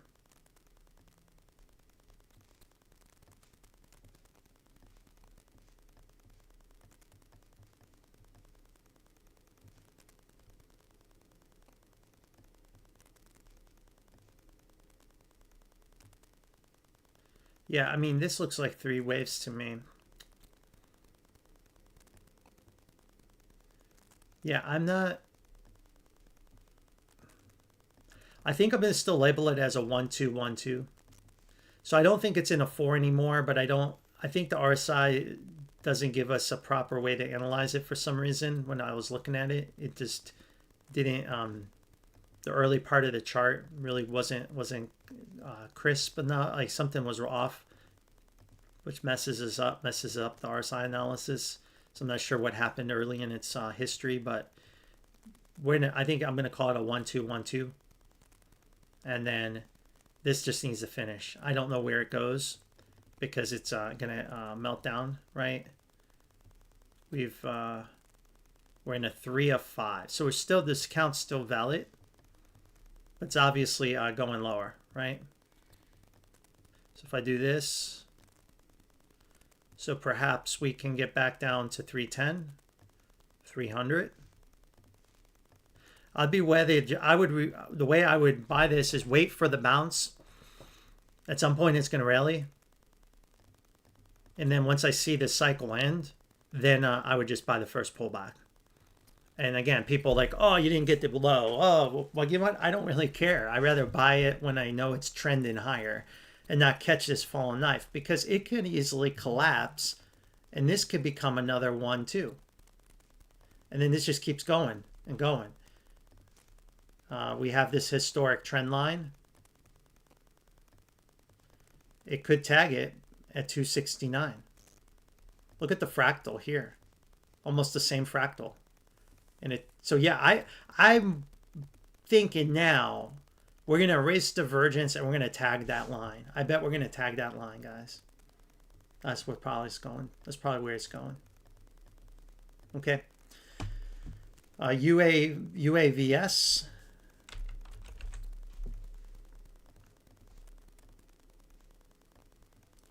All right.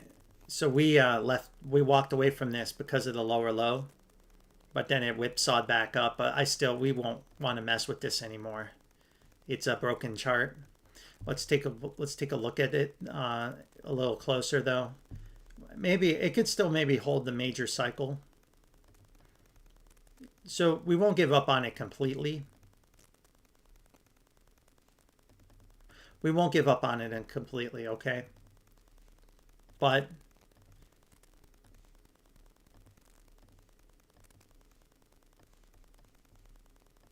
it's likely coming back to just about here. If we breach that level, then obviously it has a lot of problems. So looking at this, Looks like you got some kind of something like that.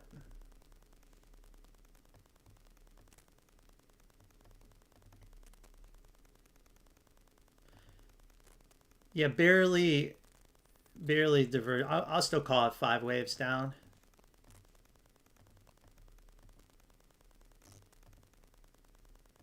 Obviously it erased divergence here, so we'll have to change that.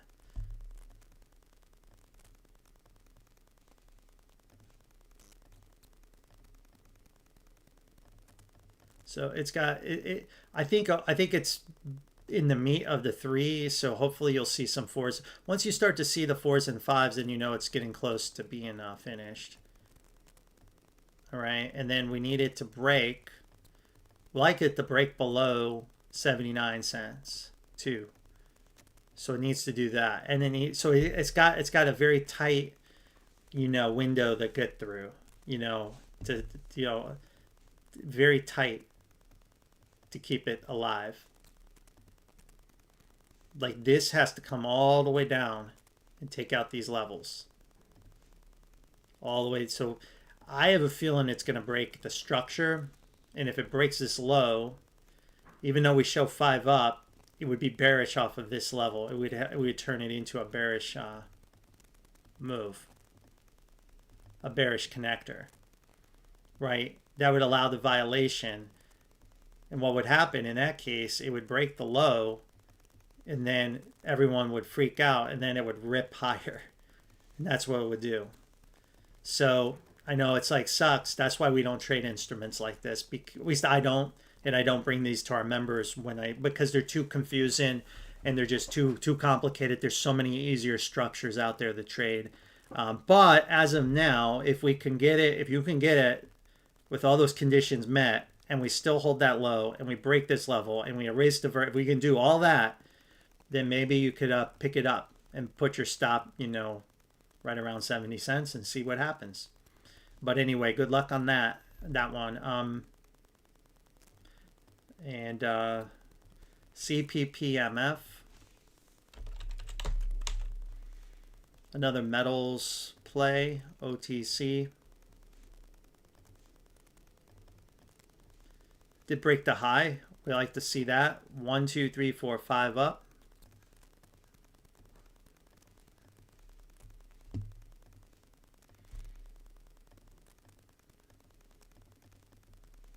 So again, we're just going to assume bullish until proven otherwise.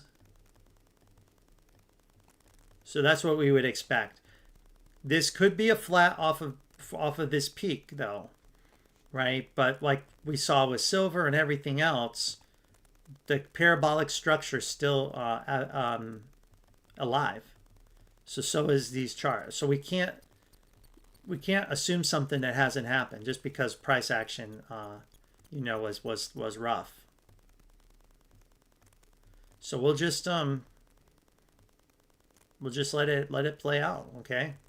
Let it play out and see what happens. I think the best thing to do is just watch the trend lines.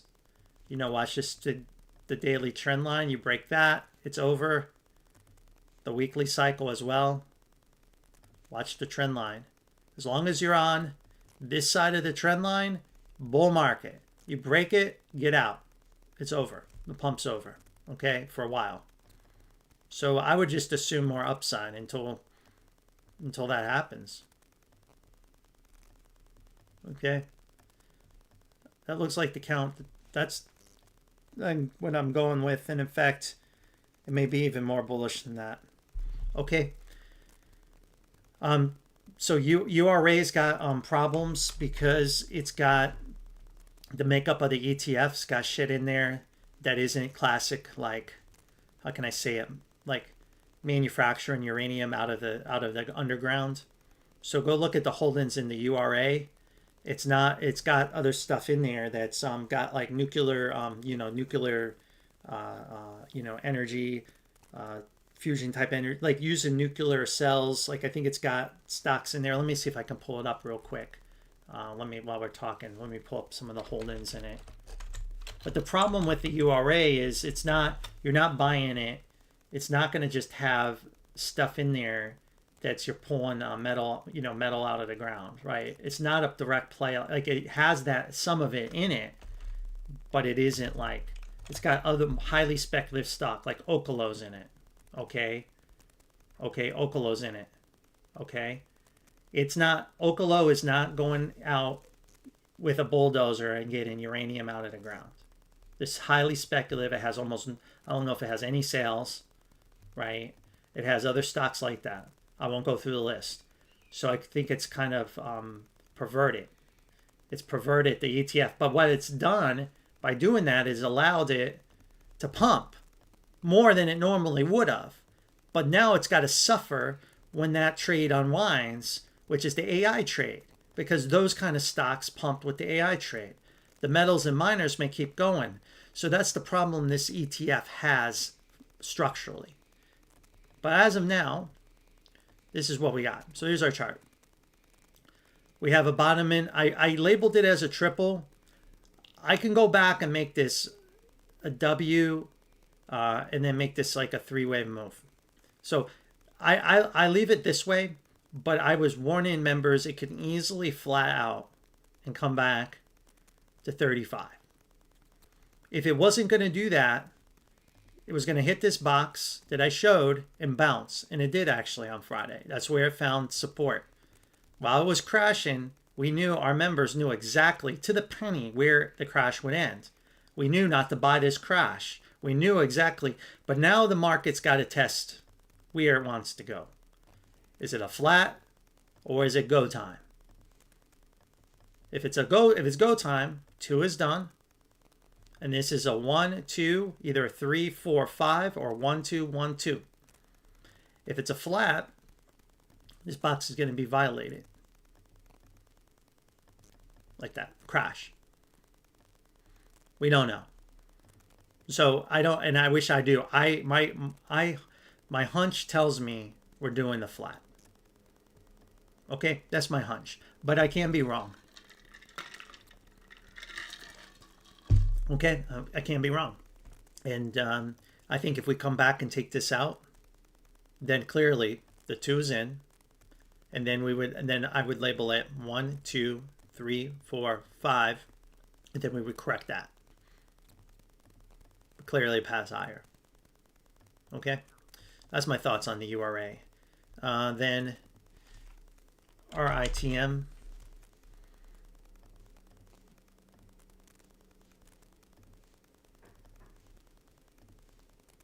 Let's see here. So we see 3 waves down, 3 waves up. Looks like 5 waves here.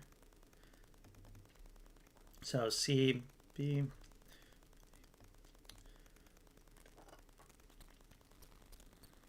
So maybe we'll label it like this.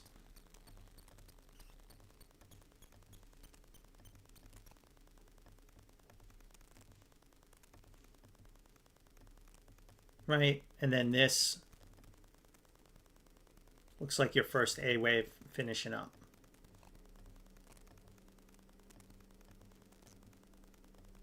But let's look at that a little closer. Yeah, you see how it broke trend? It's downtrend on the monthly cycle. So yeah, this is going into a bear market. Will it be buyable? Yes. How long? I don't know, but it should be a buy. I suspect you probably, looking at the structure again, just from my experience doing this, probably around $8, somewhere around there. All right. So that's what I'd be looking for, but it should make another swing higher, right? It looks like to me.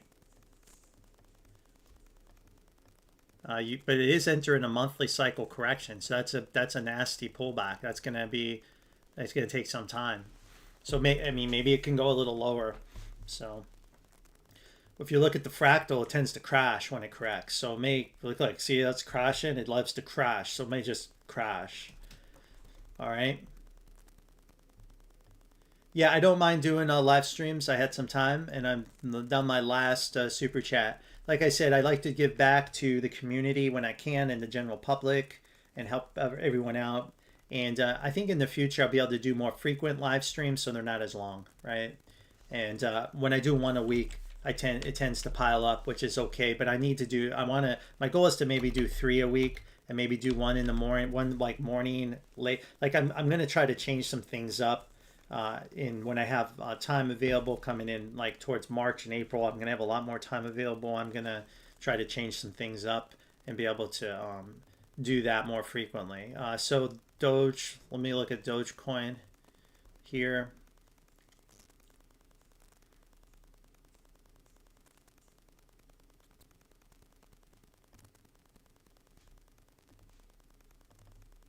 Whoa, what happened here? Oh no. Holy moly. That's a panic. That's some panic. Again, it could be a ghost wick. We assume it's not. We talked about needing to hold we broke the flash crash low this morning, it looks like. So that the bullish structure is violated. Boom, it's gone. So now we have to assume something much more harmful is about to happen. But we were hopefully prepared for it. We talked about this possibility could happen. We talked about this situation. Any crypto that breaks the flash crash low, altcoin, is in a lot of trouble, technically, okay? That's a first clue something has gone wrong. Ripple was nowhere. Look, we just looked at Ripple, XRP, it was nowhere close. That's something going right. I don't know why, but it's going right. Doge, something's going wrong, right? Something is broken.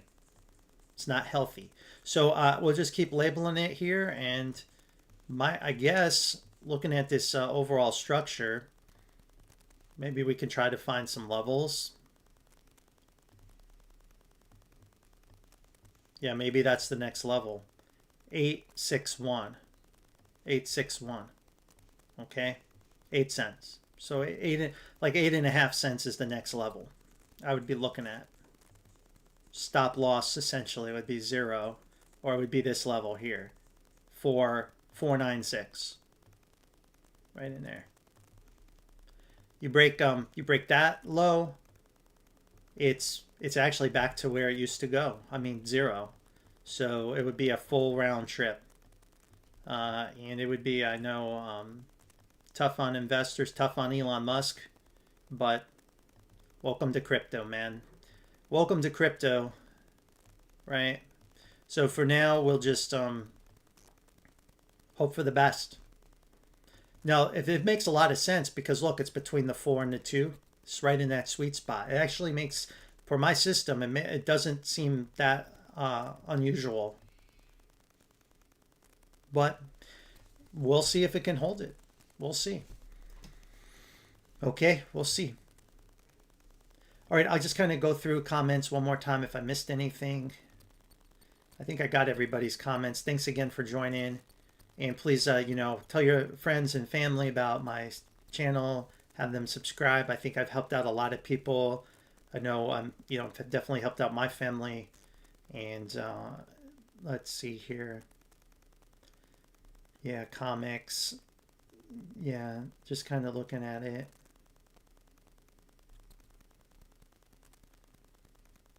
Just kind of reading through people's comments now.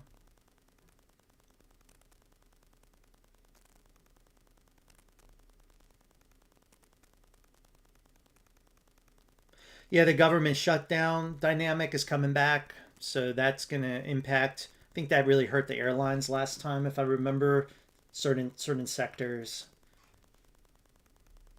The food companies are going up. I believe they were going up because they were anticipating lower energy costs and lower energy, and Trump was saying everyone's going to get $2,000. So I think that was the reason. I worry if energy costs break out, that's going to hurt those companies because that's inflationary pressure. That's a fundamental analysis I'm giving you. The food stocks and staples going higher, to me, reaffirmed my bearish view on energy. And I don't understand, like, typically, like, how they can go higher unless there's just so much panic and people perceive them as some kind of safe haven, at least the staples. But I don't think, I think if energy continues to break out, I can see those stocks continuing to consolidate further. or perhaps have struggled to go into wave threes. I think lower energy was the perfect rotation that made sense to me from a macro standpoint. But if that's why I see oil breaking out on the weekly, I worry could it be a shallow connector that gets you down to oil at $30 or $20, something unthinkable, or is it a rug pull? Like I just something doesn't that doesn't jive. Now the only thing that can make sense is, well, maybe oil goes up and they give everybody $2,000. Okay, well then yeah, food will go up, the consumer, because people are going to just buy shit, right? So I think that makes sense too, even though oil would go up. So I don't know exactly the dynamic we're going to see, but that's just my thoughts on it. And thank you guys for subscribing. I do worry about GME's Bitcoin connection. Do you think tech will have more selling that could be the overbought sectors? I mean, we have on our pro group, we do expect more selling in technology. Technology has the best chance at having the grand super cycle end out of all the indices and has the most bearish setup of all of them. So I would be careful, and we see that with the software names. And yeah, as you see it with the software names, remember the complacent investor, the complacent money has piled into cloud computing software. And they've left that money there since 2015. It's been a money tree. They have never sold. They're seeing that money tree disappear, and they're now they're paying attention. They're sitting straight up in their chair now. They're gonna all sell. That's gonna create a domino effect. We're starting to see it. We're gonna see that in Adobe's and the CRM. You're gonna see this. And that is massive technology and massive wealth going away that was in that sector. Now you've got AI that's strong still for now. The perfect storm in technology is if something with the AI thesis goes wrong, goes awry. Okay, NVIDIA, AMD, something goes awry, or somebody blows up. Oracle is a Lehman moment. I'm out of money. I never had any money to begin with. It was all fraud. Whatever it is, if AI has a Lehman moment, technology will collapse rapidly. Okay, so we don't know. That's the thing. So it's why to get technology at the end of the grand super cycle, you need AI to have a Lehman moment. If it's just cloud software selling off, you get technology will correct fours and fives and everything else. And then, of course, the NVIDIAs will pull back, but the dip will be bought as violent as Meta was bought. And that's how it will go. That's the typical path. But to get the super crash in tech, you need the AI thesis to be negated and validated. And how was it invalidated in the past? It's usually a Lehman moment. Somebody big has to fail, like collapse. And the canary in the coal mine's been Oracle, right? Just like in 2007, we knew the canary was Lehman Countrywide. We already knew that. Traders knew that. The general public was naive to that. The CDSs were rising in those companies. So we see the CDS rising. So Oracle, I don't know if they're the epicenter, but we got to watch that stuff. So if we see that moment, a Lehman moment in AI, that's it. That will be the trigger. Okay. But until then, party on. That's what I'm saying. Party on. And that's why microns and them keep going higher. And they continue to do that. They will support tech, but then there's the other part of tech that has a cancer, an infection that has to get cured. It's got to work itself out. And that's the software plays. That's the software plays.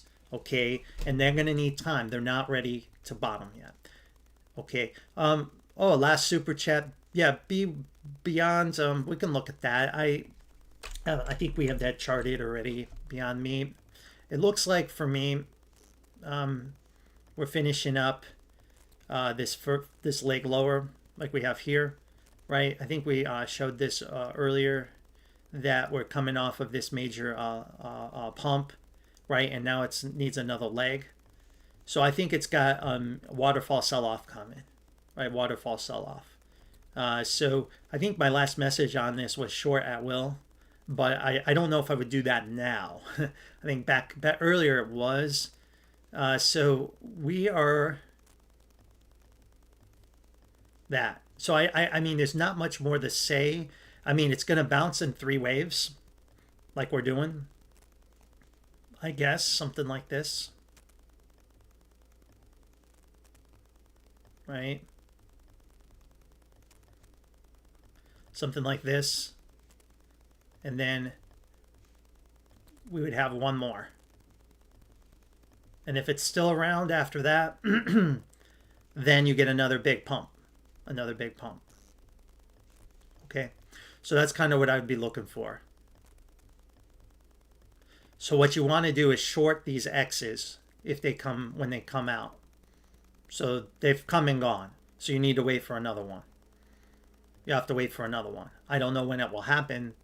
I think fairly soon, looking at the chart. So that's an opportunity. All right, guys, I got to go. Thanks again. Stay safe out there. It looks like if crypto's any indication, I think Black Monday, or what is it? Yeah, Black Monday, or, you know, whatever they call it, is possible.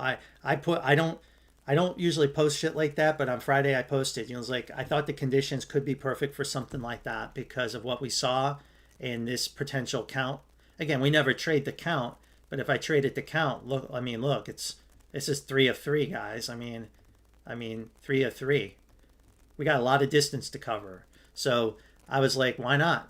Black Monday. Here we are, you know, and we saw the dollar. If the dollar's going to do that whipsaw up, and then who knows? I mean, it was perfect conditions. And what we saw with silver was not a normal pullback either, although the structure's still alive, but it wasn't normal. So something broke on Friday. And again, we had a lot of weird shit going on Friday. Silver, the exchanges, all the manipulation there, this Epstein file, like stuff that's so horrible, so horrific, it's almost, it can't be true. It's so horrific, but that's there, dropped on Friday. Iran war stuff. I mean, it was like, and then the Fed chair, like one of the most hawkish chairs that is, I mean, God, I mean, if Trump hated Powell, I mean, he's going to hate this guy. Like, who would, well, maybe he was blackmailed into nominating this guy. Maybe he never, maybe there's games afoot we don't know about. Maybe he maybe someone ordered, told him he had to do it, or something bad would happen. Like, who knows? And then of course the globalists hate this Fed chair because he won't money print. And so they're punishing him through selling the indices. So it's like all this crap all happened Friday. So real crazy day Friday with news. Not a typical Friday.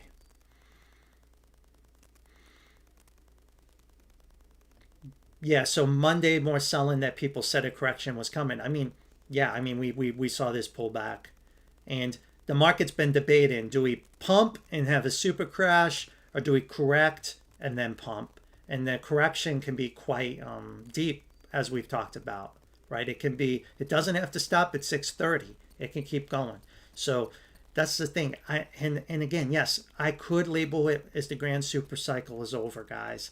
So and boy, if that's the case, we will go through the April lows before anyone realizes what happened. We will have a silver day. What happened in silver will happen in technology, and they will do the opposite of remove the buy button. They'll try to remove the sell button. You won't be able to get on your platforms to sell. That's what will happen. I'm afraid to say it. If that situation emerges, it'll be a sight to be seen. But we will know soon enough, I guess.